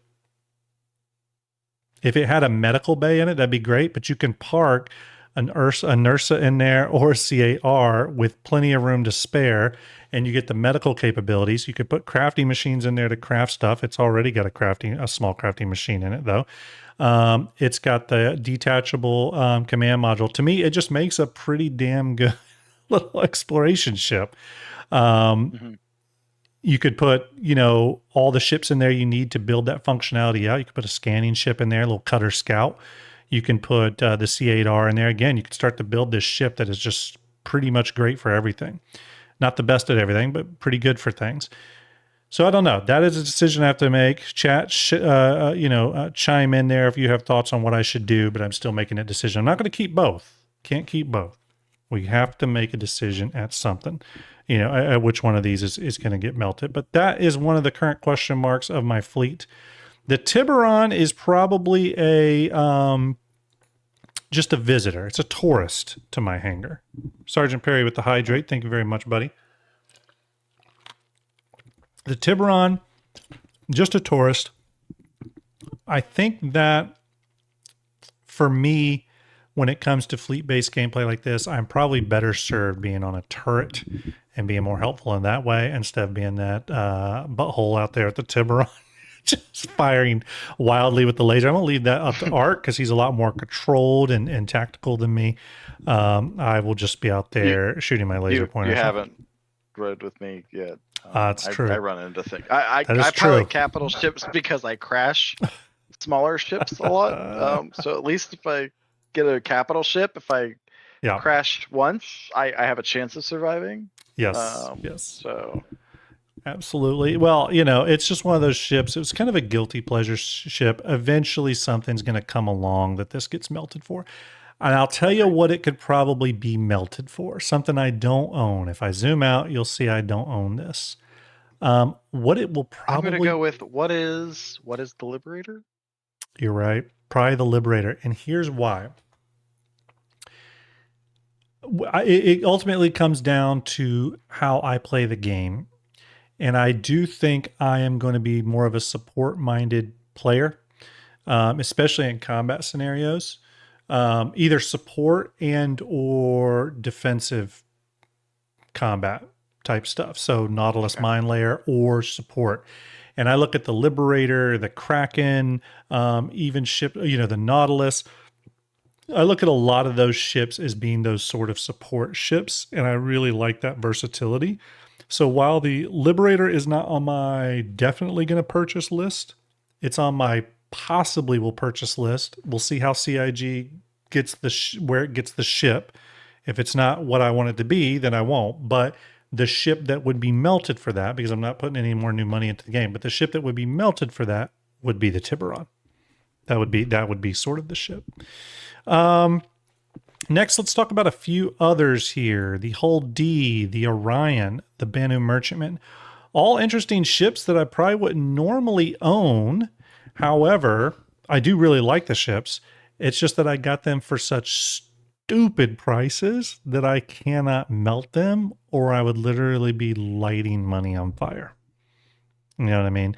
I think I got the Orion for like 150, Merchantman for like 230, something like that, and the Hull D was like, I forget, but it was somewhere around like 280 or something. It was silly. So yeah, I can't melt those. Javelin. I don't know why I own this. Art, why do I own the Javelin? Because you're give me a friends good with reason. me, and you're gonna let me borrow it anytime I will. want. I will. That's basically why. To me, we obviously have the Odin is out, the big bad boy, but to me, the Javelin is going to be, when it comes to big F-off capital ships that can bring the pain, I really do look at the Javelin as being kind of the workhorse on that like capital scale. You know what I mean? Like size 6 ships, right? Obviously, the ships underneath those in those different size categories, Idris, and then all the way on down to the Perseus, obviously workhorses in those respective classes. But out of this capital plus size category, where you're starting to get up to like 400 meter ships, all the way up to 700 meter ships with the Odin, when you're looking at cost of operation versus crew requirements, all that kind of good stuff, I think the Javelin's going to be a happy medium. I would say that the one big knock on the Javelin is its crew requirements from a lore perspective, but I don't think this ship's going to require as much crew as we think when it actually does come out. I think CIG is actually going to address that a little bit, especially when you look at their crew requirements on the Odin. It is, it still has the ability, even with its purely combat focused role, of carrying another ship in its single hangar there, and possibly a couple small ships in that hangar. It has some monster torpedoes. The last I heard, these were size 12 torpedoes. So again, competing right up there with, the Odin on torpedo size. I think the Odin's size 12. Am I right on its? I think, yeah. I mean, the Odin probably carries a lot more than these, but, and then this thing just has a barrage of guns and armament on it. It will borrow heavily from the Aegis kit. It's a Squadron 42 ship, so it's going to be polished to all get out. So just a really solid ship. I will say I like its Squadron 42 exterior glow up more than this exterior here. I do think we'll get that. However, I do think CIG is probably going to do some LOD passes on it to make the exterior more efficient than the Squadron 42 one is. But I think we'll see those like Chevron engines and stuff come into the new one. So, other than that, though, you'll see a lot of ships here. Obviously, my favorite is the Kraken and the Pioneer. Those are kind of my two big ships that are my faves. Drink. Yep, said Kraken. Got it right. And then, of course, a host of smaller ships in the Galaxy and the Perseus, the Raylan. These are all ships I've had in buybacks, or sorry, not buybacks, but I purchased at concept. A lot of these ships are ships that I got and held on to. They weren't like impulse buys or anything like that. As a matter of fact, I think the only ship that is an impulse buy for me, like it was unexpected impulse buy, and there's two that I would call out, were the Asgard and the Starlight. The Starlight, because it was just so cheap, it was kind of stupid not to get it. And then with the Asgard, I gotta tell you, it was an impulse buy because it's just useful. It's a useful ship for doing missions. It's a good moving stuff around ship. It is. It is. Options. You can move that thing. You know, you can move tanks. Yeah. You can move. It's just a great all rounder. Vehicles. Yeah. You can move. You know, if it fits, it ships. Yeah. And you could fit a lot. Yeah. Absolutely. So that is my fleet. Obviously, a lot of ships on here. I won't go through all of them for time, but we do have some community fleets to show. Let's pull up a couple of these. Who we got here first? Let's see. We got at the top. You got Wake. Okay, this is Wake's fleet. Let's take a look at it here. Are they in the? They're not in the stage. No. Wake, if you want to jump on real quick, but obviously we've got an Origin fan here with a 400i and 600i. Explore. Wake is in there. Oh, Wake's in there. Cool. Wake can tell us really quickly why his fleet is the way it is. Inviting him to speak now. All right. Hey, gentlemen. Hi, Wake. Hey, Wake. What's going on? Good, man. Good. Thanks for shooting us your fleet image here. Tell us about this fleet. What, without going through every single ship, what are the standouts? What's kind of the focus of your fleet? What are you trying to accomplish with this? And then, which ships are like your babies, the ones that will not leave the hangar? So it started off Moth and the Spirit were sort of my two starter ships. I'm only probably about 3 months into Star Citizen, so I'm kind of a newbie. Oh, wow. Okay. You got a pretty good smattering of ships for a noob. So started off with the Spirit, started doing some cargo runs, really enjoyed it. I ended up getting the Intrepid just because I'm a Crusader fan. Yeah. But ended up moving up into the Hull B. That's kind of my tried and true. Solid. We do a lot, like my org does a lot of runs from Stanton to Pyro, and we stack them. And with the Hull B, with the different sections of the grid, makes it real easy to keep them all separated for the multiple stops. Pretty easy to get in and out of places, low profile, it's real thin. The Hull B is kind of what we use to do most of our hauling runs. Yeah. Just recently got the Asgard. Like you guys said, we'll run ASD facilities, and I know this may be an unpopular opinion, but we'll throw a NURSA in there. As that backup regen. Pretty much how I use it. Yep, 400i is kind of my daily driver. Okay. My only real huge gripe with that is just the cargo area. But other than that, really like it. Picked up the 600i, hoping for a rework. In versatility, as hopefully it'll eventually be a true explorer ship. Because they've talked about the med bed and potentially other things inside of it. Yeah. But yeah, the Moth was one of my first ones. I wanted to get into salvaging, part of the Thrusters and Dust community, and was kind of hesitant to get something smaller. So we just jumped right into the Moth, and we usually crew that with 2 to 3 guys. Starlight was an impulse buy for me too. It was hard to ignore the price point on that one. It just started to get stupid. If you're an industrial minded player at all, it was just kind of hard to ignore, almost like criminal. Yeah. And it had the LTI with it, so I was like, I gotta get it because I'm a big MISC fan. Yeah. M80, that was an impulse buy. Really enjoy that ship.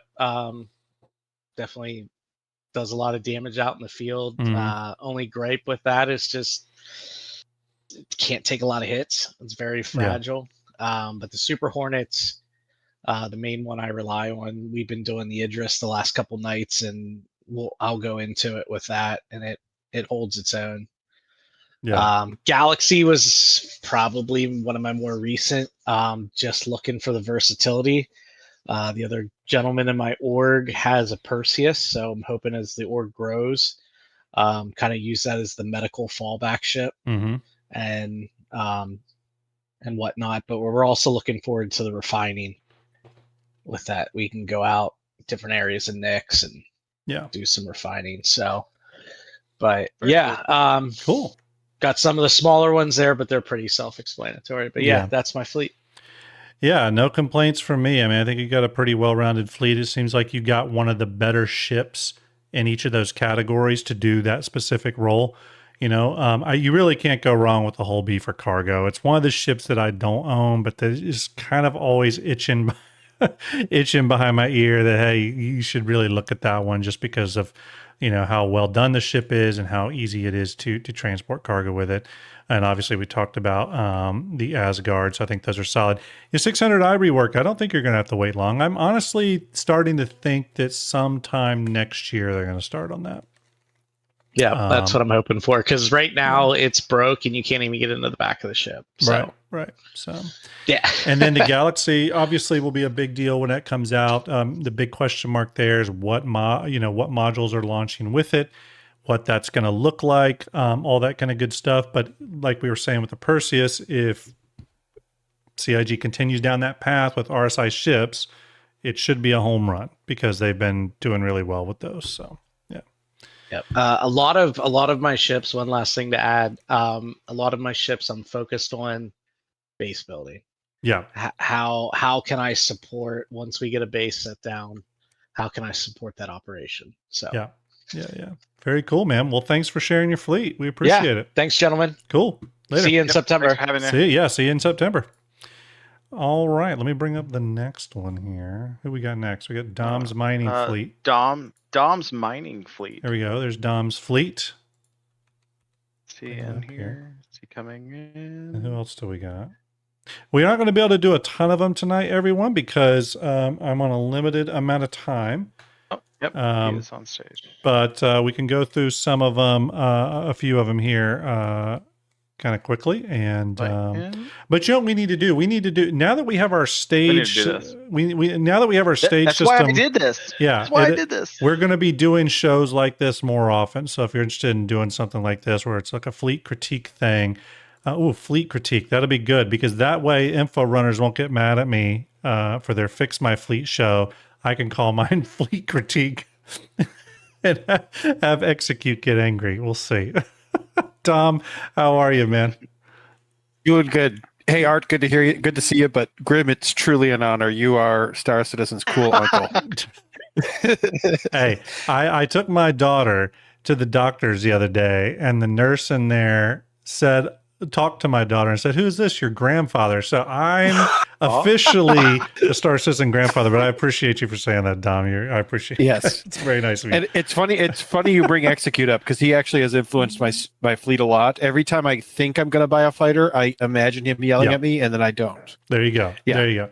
Yeah. I mean, here's the thing. I think a lot of the stuff Execute and Algrid espouse in terms of the earning down thing, I do think for those of us who are buying into this project early, it actually completely makes sense.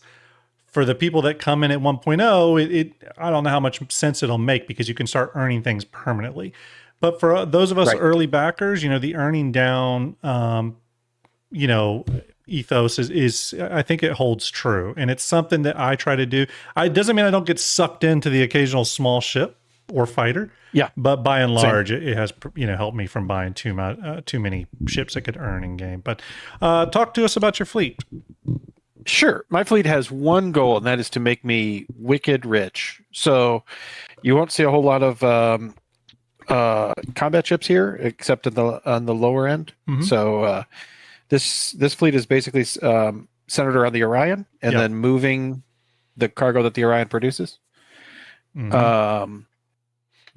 Which is what the whole E is for. I figured if a whole C can carry it, the whole E can do it and have half as much. Yeah, and to boot. The other thing to remember too, and I think that's what's smart about some of these ships and sort of that earned down philosophy is like you have the hull E, but what that means is you're essentially running. You at least have access to a hull C now. When the D comes out, you'll get that as your loaner. So you kind of always have got the most cargo at the time. You know what I mean? That's available. So that's a solid choice. Yep. And on one of the few capital ships where CIG has said one person is adequate to run it. Right. So, going to be a lean crew for that one. Yep.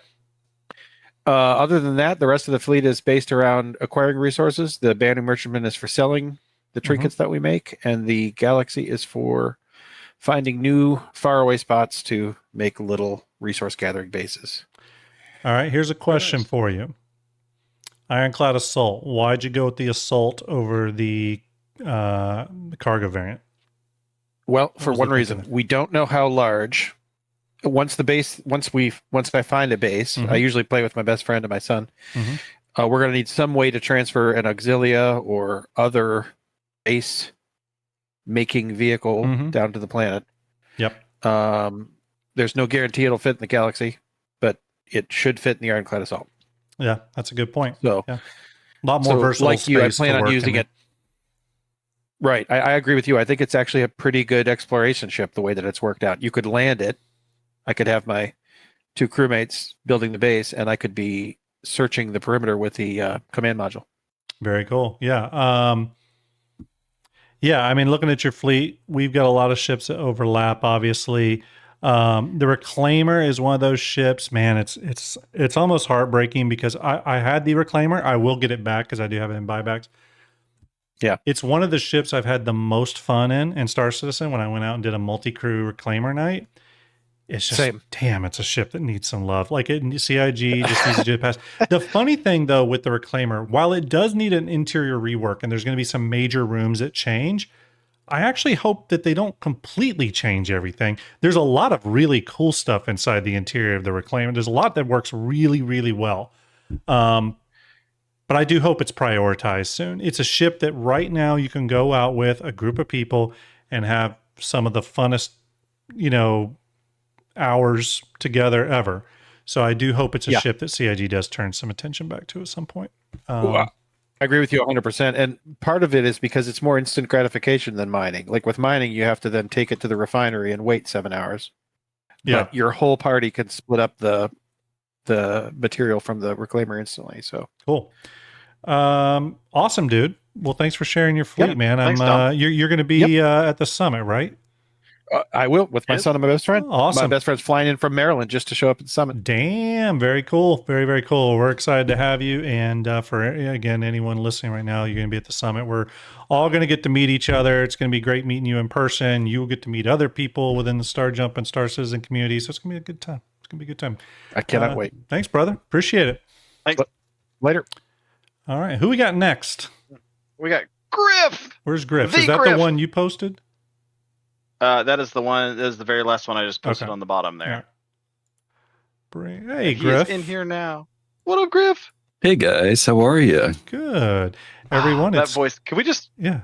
Can we just keep him as the narrator? We should. It's a good voiceover voice. Everyone, you're hearing Griffin Gaming RPG from the Soul Citizens. Maybe we can give Soul Citizens a shout out, Art, if you haven't already. Absolutely.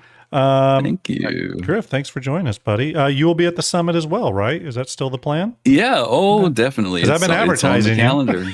Yeah. I saw that, so now I have to go.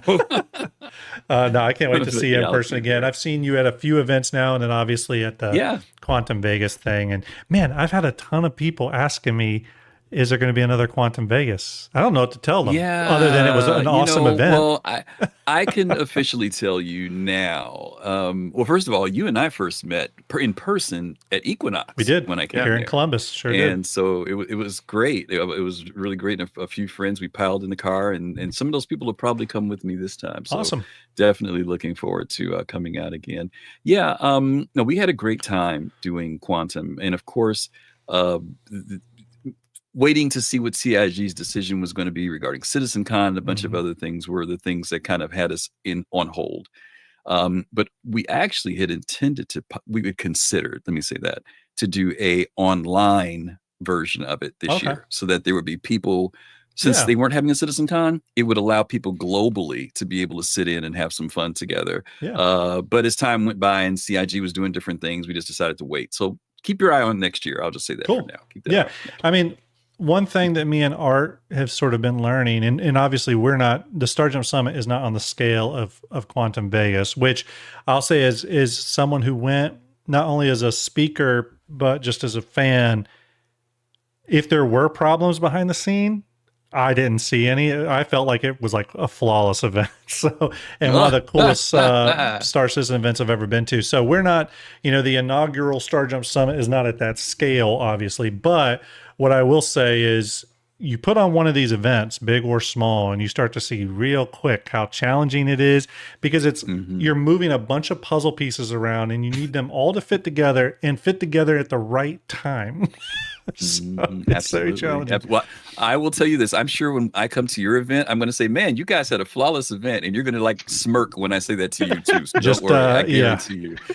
I'll just tell this to everyone. Caveat: this is our first STARJUMP Summit. There may be it'll be great. It'll be great. It's going to be fun. The one thing I can promise you is there will be a challenge coin for everyone, because that has been ordered. Nice. Nice. And they're amazing. And there'll be a place to be because the venue has been paid for. That's all right. So if nothing else, those two things will have. Those two things.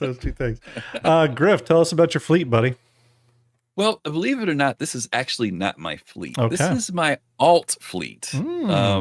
When I first came into Star Citizen, I came from Eve. And in Eve, as you know, a lot of people have multiple accounts. And so I'd always ran, I'm a role player. So I always had like a brother and sister team that ran, and particularly doing things like industrial, like cargo, or mining. So one person would mine, the other person would do hauling. But then as I started to learn more about Star Citizen, I was like, that second account thing, like Eve, maybe doesn't apply here. And so I had several ships that were in my alt account, and I moved them to my main. But as you know, you can't get CIG to merge everything into one account. That's what I had wanted to do. And I waited several years, and after a while, it wasn't happening. So everything that I could transfer to my main account, I did. But the things I couldn't, things, for example, that had been done on credit and things like that, were stuck in the account. I melted them. And at that time, I think I had $800 worth of credit. And I was one of those people who missed out on the 890 jump when it was $600. And so I said, you know what? Another $150, I'll get an 890 jump, and I'll just have that in that account. Well, you know what that's like, right? When you say that's all you're going to do. Well, you can see on the screen what happened, right? And so I'm, as you know, I know that you are a Drake fan. I am an Origin fan. And I've actually looked forward to CIG developing transportation, touring, things like that, things that we've never really seen in a space game before. Once that's it's going to be an amazing gameplay loop, I think. Yeah, I'm into the social side. Yeah, I'm into the social side of things. You know what I mean? And I'm one of those people that will tell people, you guys need to get somewhere, jump in, I'll take you. You know what I mean? A lot of people don't want to do that, and I'll take you in style. So I actually have I'm not going to call it an org. It's a group called Snobs. And it's a role play group that's designed to be snobs in the game, and people who want to be snobbish. We want people to know that the snobs might be having a party somewhere, and they decide that they want to attack us. All time, we're gonna have a lot of fun with it. Okay, so hence these ships. So as you can see, most of them fall into what I jokingly, teasingly call luxury or transportation. So all the Origin ships are there. You also see, oh, by the way, snobs don't do any work So you notice that there's no work industrial ships in here at all. I see that. So, that I saw pretty quickly. Yes. And so there's a E1 there, but that's to transport people back and forth. That's all that's there for. I think there's a Phoenix in there that's also in there. It does have the grand piano inside of it. Okay. So this is actually just a fun role-playing account that quietly is, it's like you collect just for yourself, right? I do my main account. I'd be embarrassed to show you my main account, but that's what this account is. So I just wanted to come on and have some fun with you guys. What I think this fleet highlights, though, I do see this because a lot of people come to me with their ship stuff. I'll say that this does highlight that there are people that are really excited to play those niche gameplay loops in Star Citizen. I can't tell you. It's funny. The passenger gameplay thing is the gameplay loop. I still get a lot of people asking me if it's still planned. You know what I mean? Yeah. And I can ever say is, to the best of my knowledge, yes, because they keep coming out with new concept ships like the E1, which is a pretty new concept centered around that gameplay. And here's the thing, and there's other stuff in Star Citizen like this too. When they come out with that gameplay loop, there's not going to be any other game that you can go out and run in your own space airline. Yeah. This is the game. WoW mentions it. Yeah, APOC WoW mentions it, that the closest thing to it is that Elite does have a passenger transport thing. But that's all NPC based, right? All NPC based. To be able to create a social space for people to come together, especially as the universe expands out, right? And it gets bigger, that idea or threat of people, quote unquote, harassing you, it could happen. But of course, the bigger the space gets, the less frequency of things like that. And there are plenty of people who have already gotten together and had social events and ships like these before. So it's just something I'm looking forward to. I do like how you have Snobs 1 and Snobs 2. That is a nice touch. Yeah, that's their names. Yeah, I have to ask this because I'm just out of pure curiosity. So what is your snob character? What's their name? Oh, you really want to know? It's actually Griffin Gaming Esquire. Oh, very elegant. Nice. I love it.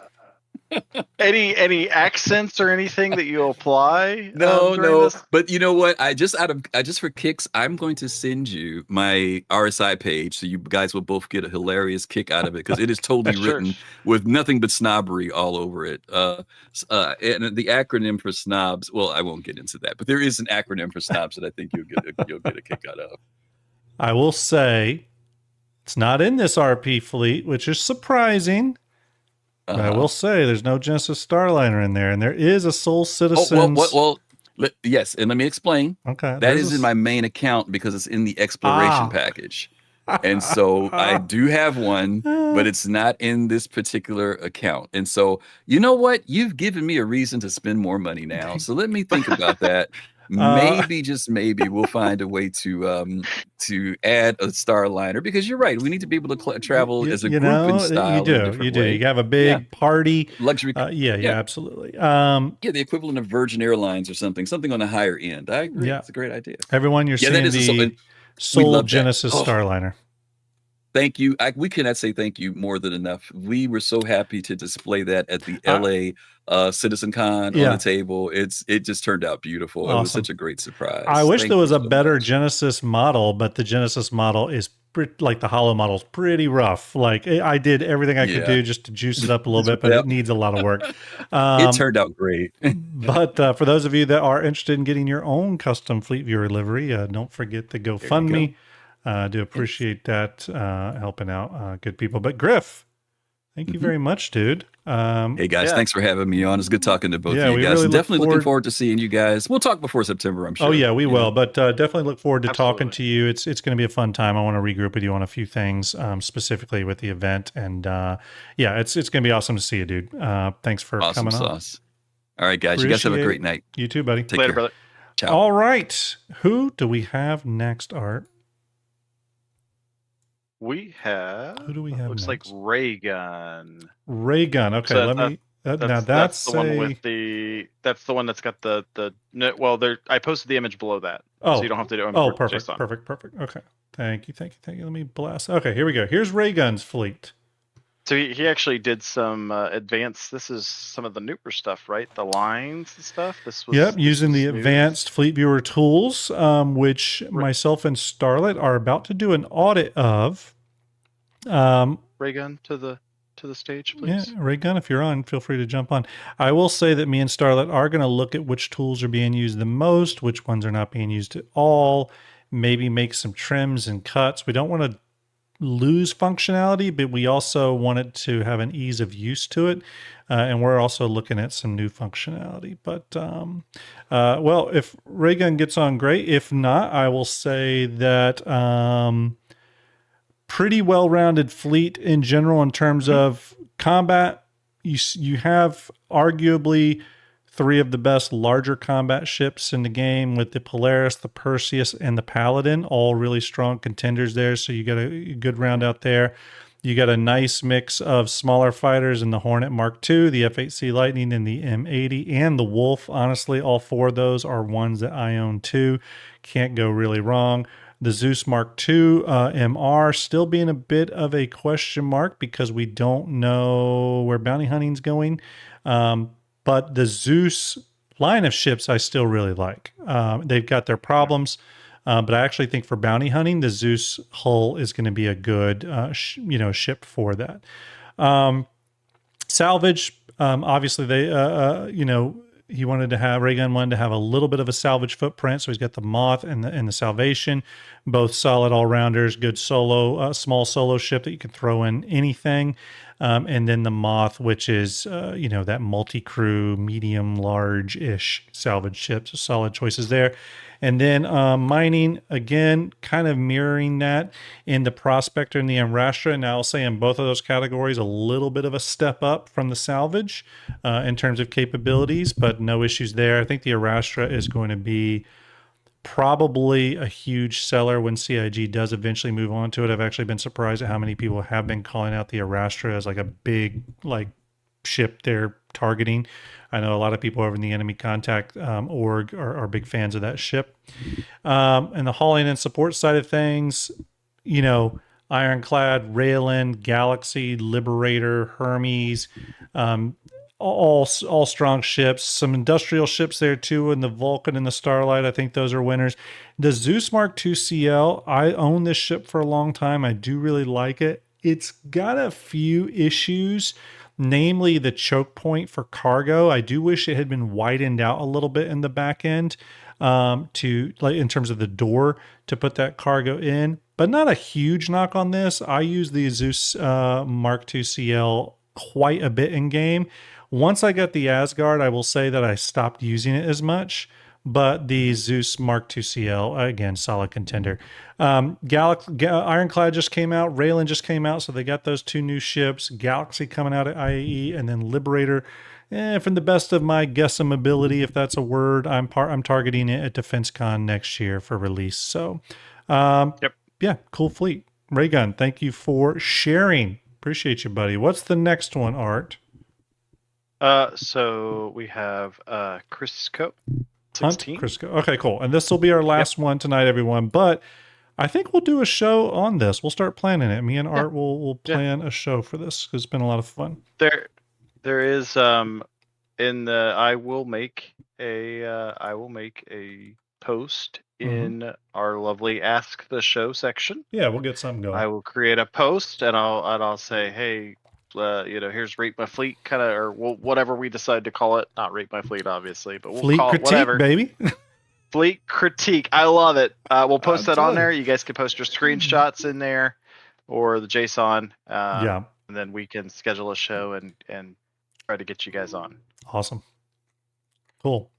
Okay. Oh, we got Hunt. We got him. We got Crisco. Okay. Yep. Go ahead and accept that. Right. Howdy. Welcome. Hello. Howdy. I hope you can hear me well. We can hear you good. My work yeah, we can hear you good. Fine. Thanks for joining. All right. So, should I call you Hunt or Crisco? Crisco. Hunt was just the name of my work. Oh, okay. Gotcha. All right. We got your fleet up. Tell us about this thing. We got a pretty large fleet here. So talk to us about some of these ships without going through all of them. for the sake of time. Let's point out some of the ships that have sort of the biggest impact on your fleet, or ships that your fleet is sort of anchored around. So maybe start pulling out some of those highlights and walk us through it. So like the what is it? The MDC for when in conjunction with the Pioneer, because we don't know how a base building is going to hit, if you can have turrets or not right off the jump.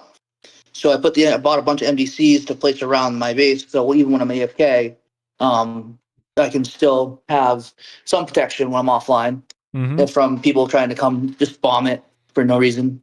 And then also a lot of my fleets, like a third of my fleet's just all ground vehicles, because I like just driving around, even though like it's not the most. The gravity is kind of a problem in this game for when it comes to ground vehicles. Very true.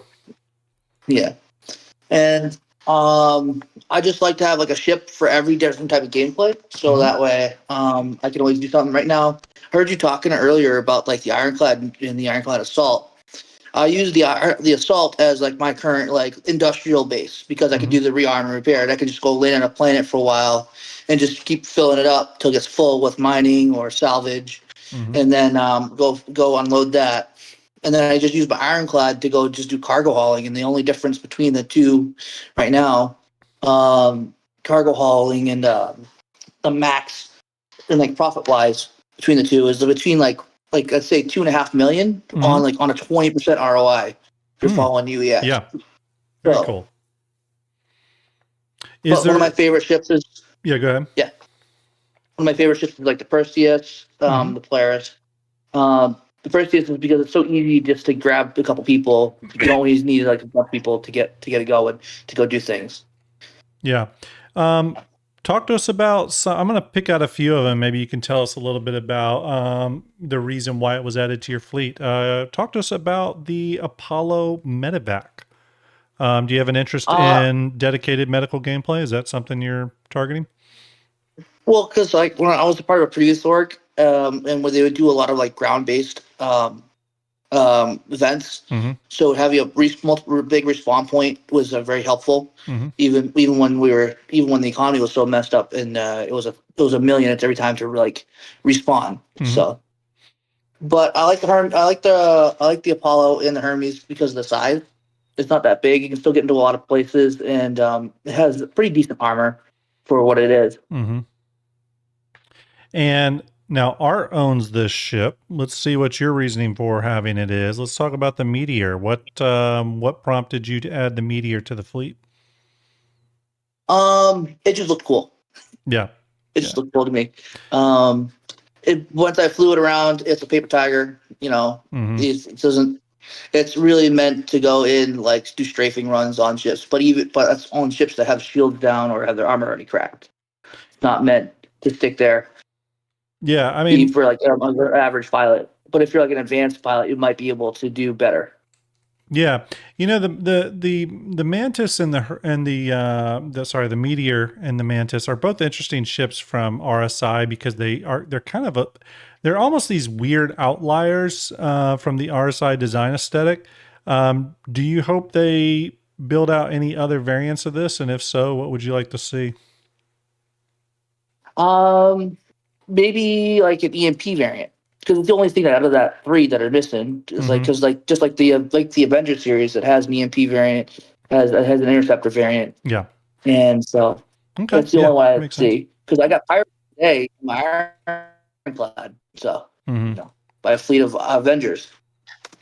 Let's talk about another ship in your fleet, and a couple people have had this ship in their fleet, but I want to specifically ask you what your hopes for are, with this one when it releases later this year. But the Galaxy, typically CIG, especially with some of their larger, kind of big ship releases of the year, the ones that they put a lot of effort and energy into. Obviously, the Galaxy will be one of those. What are they usually plus those up a little bit beyond the concept. What are you hoping the Galaxy releases with that maybe it's not currently spec to? Is anything extra there you would like to see them do? Or is there anything from the Perseus and Polaris specifically you hope that gets migrated into the Galaxy from a design standpoint or anything else? The only thing I'm really looking forward to is refining, because I already used my ironclad assault as a base. So if I have a way to stay out there even longer, to keep mining materials, even like low quality materials, to go sell and put in my regular ironclad. Yeah. To go sell, because that's 100% profit there. The time that I spend, it may not be like the most return on ROI for time, but it's still 100% profit. And then also like maybe like a passenger, like when passenger gameplay, I could see that as a module coming in. For the Galaxy. Yeah. Do you think it'll launch with all 3 of its currently listed modules, though? The refinery, medical, and cargo? No. It probably won't. Okay. I'm currently, and I think I'm starting to slowly feel like I'm on more and more hopium as the year trucks on. I really am still hoping that they're pushing refining gameplay out for IAE. Like that's going to be one of the new features come online. With some of the battles that they're currently battling, I'm starting to wonder if that does get delayed, and if so, I could see the refinery module getting delayed.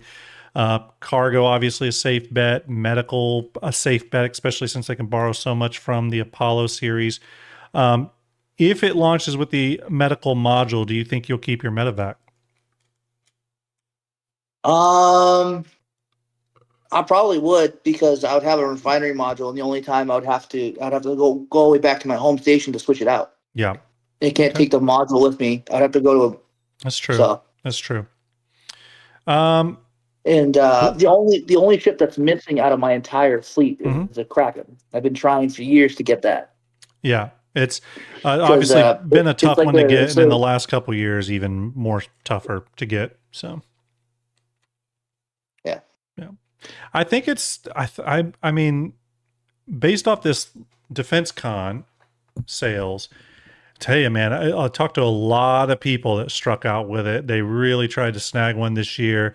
About the only people that I saw be successful were people that opted to get the Drake pack, which obviously is not the most efficient use of getting there sometimes. But I already have like a third of a Drake fleet, so I might end up just melting it and rebuying it again, right? Just to get the Kraken. Yeah.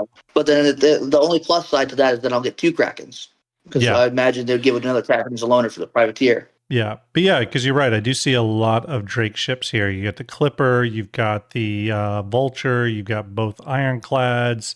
So you definitely have some Drake representation in here. I mean, the only, there's a few obviously you don't have, but you are pretty covered. So, especially some of the bigger ticket ships. Cool. Anything else you want to add before we let you go, Crisco? Appreciate you sharing your fleet with us tonight. No, I just love watching the show and keep doing the good work. Yeah, man. Thank you very much. Appreciate you. Thank you. All right. We looked at some fleets, everyone. We inspired ourselves to do a fleet show soon. But now it is that time. It's that time to do the giveaway stuff. This will be for the Emoto bot. That post in Discord is now live, by the way. The fleet critique. The fleet it is in there. Critique.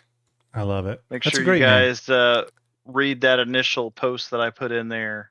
I'll make sure that it is pinned.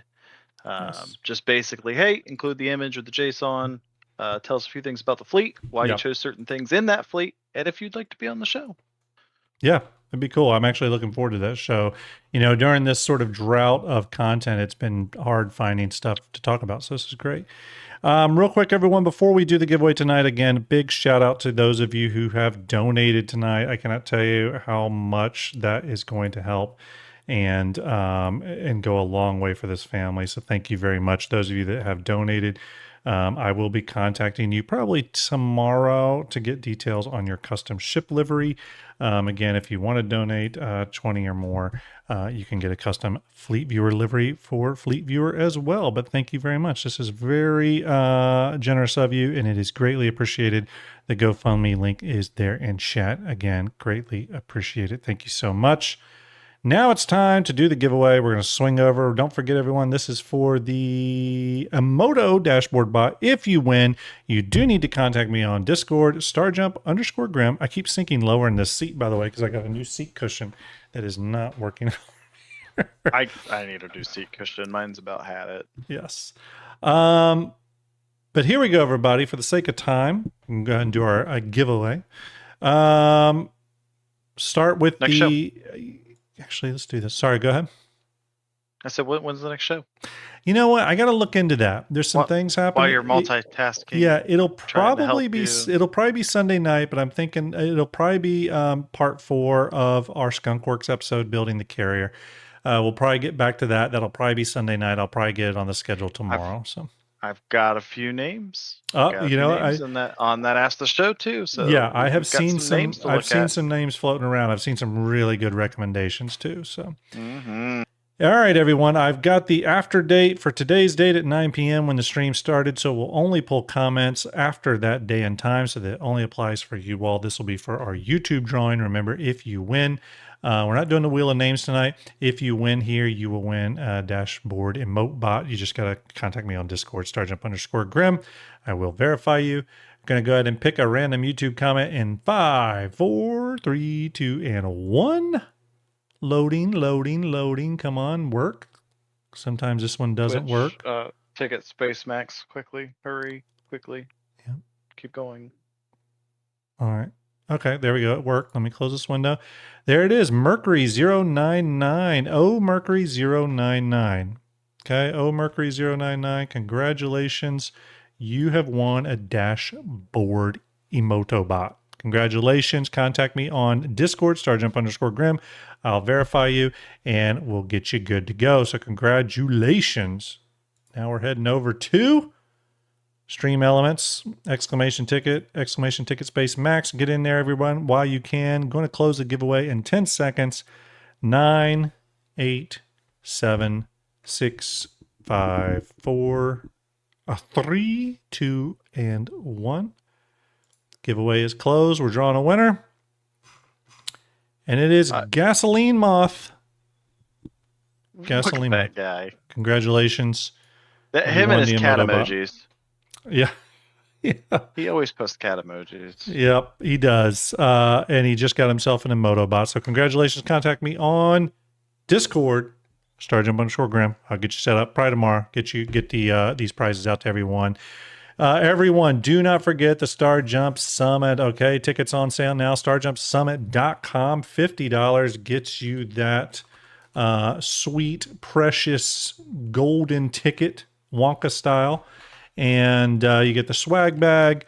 You get the free raffle entries for it. It's good stuff. Make sure you get in on that. I do appreciate it. We've only got 12 tickets left. Last time I looked. And that was before the show. So if anybody got tickets during the show, it's less than 12. Yeah. So going quick. Math is hard. Yeah. So get in on that. Thank you for the GoFundMe donations, everyone.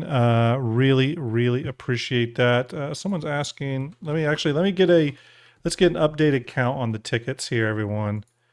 We have sold. Confirm. 88 tickets sold. We have 12 tickets remaining. Cool.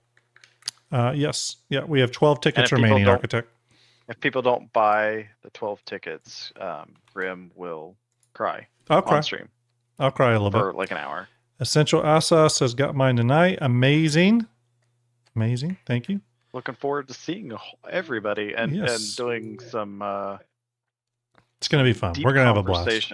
Yes, we are going to have a blast. Speaking of how we kind of used our stage tonight, we are looking to use our stage during the during the summit. That's true. Yeah, that will be the exclusive only kind of way to view that. Yeah. Will be in We're gonna do some cool stuff. We're gonna do some really cool stuff with it. So all right, everybody. Gotta go. Set time. Myself not blurry. We're gonna raid our good buddy, the Astro Historian. I'm gonna send you over to the Astro Pub, Paul. Make sure you give him some Star Jump love. Say hello to him. Hit that follow button if you're not already following him. Do appreciate you all. Art, thank you so much, buddy. Thank you for getting everything organized with the stream stage, getting people in. Do appreciate you. And everyone, we'll have another show on Sunday, probably the Skunkworks Part 4 episode. But until then, going to send you all over to Paul Shelley. Take it easy. Salute to you all. Thank you for a great show tonight. Appreciate it. Love you. Take it easy, everyone. Bye-bye. And Twitch is off. Now it's you, YouTube.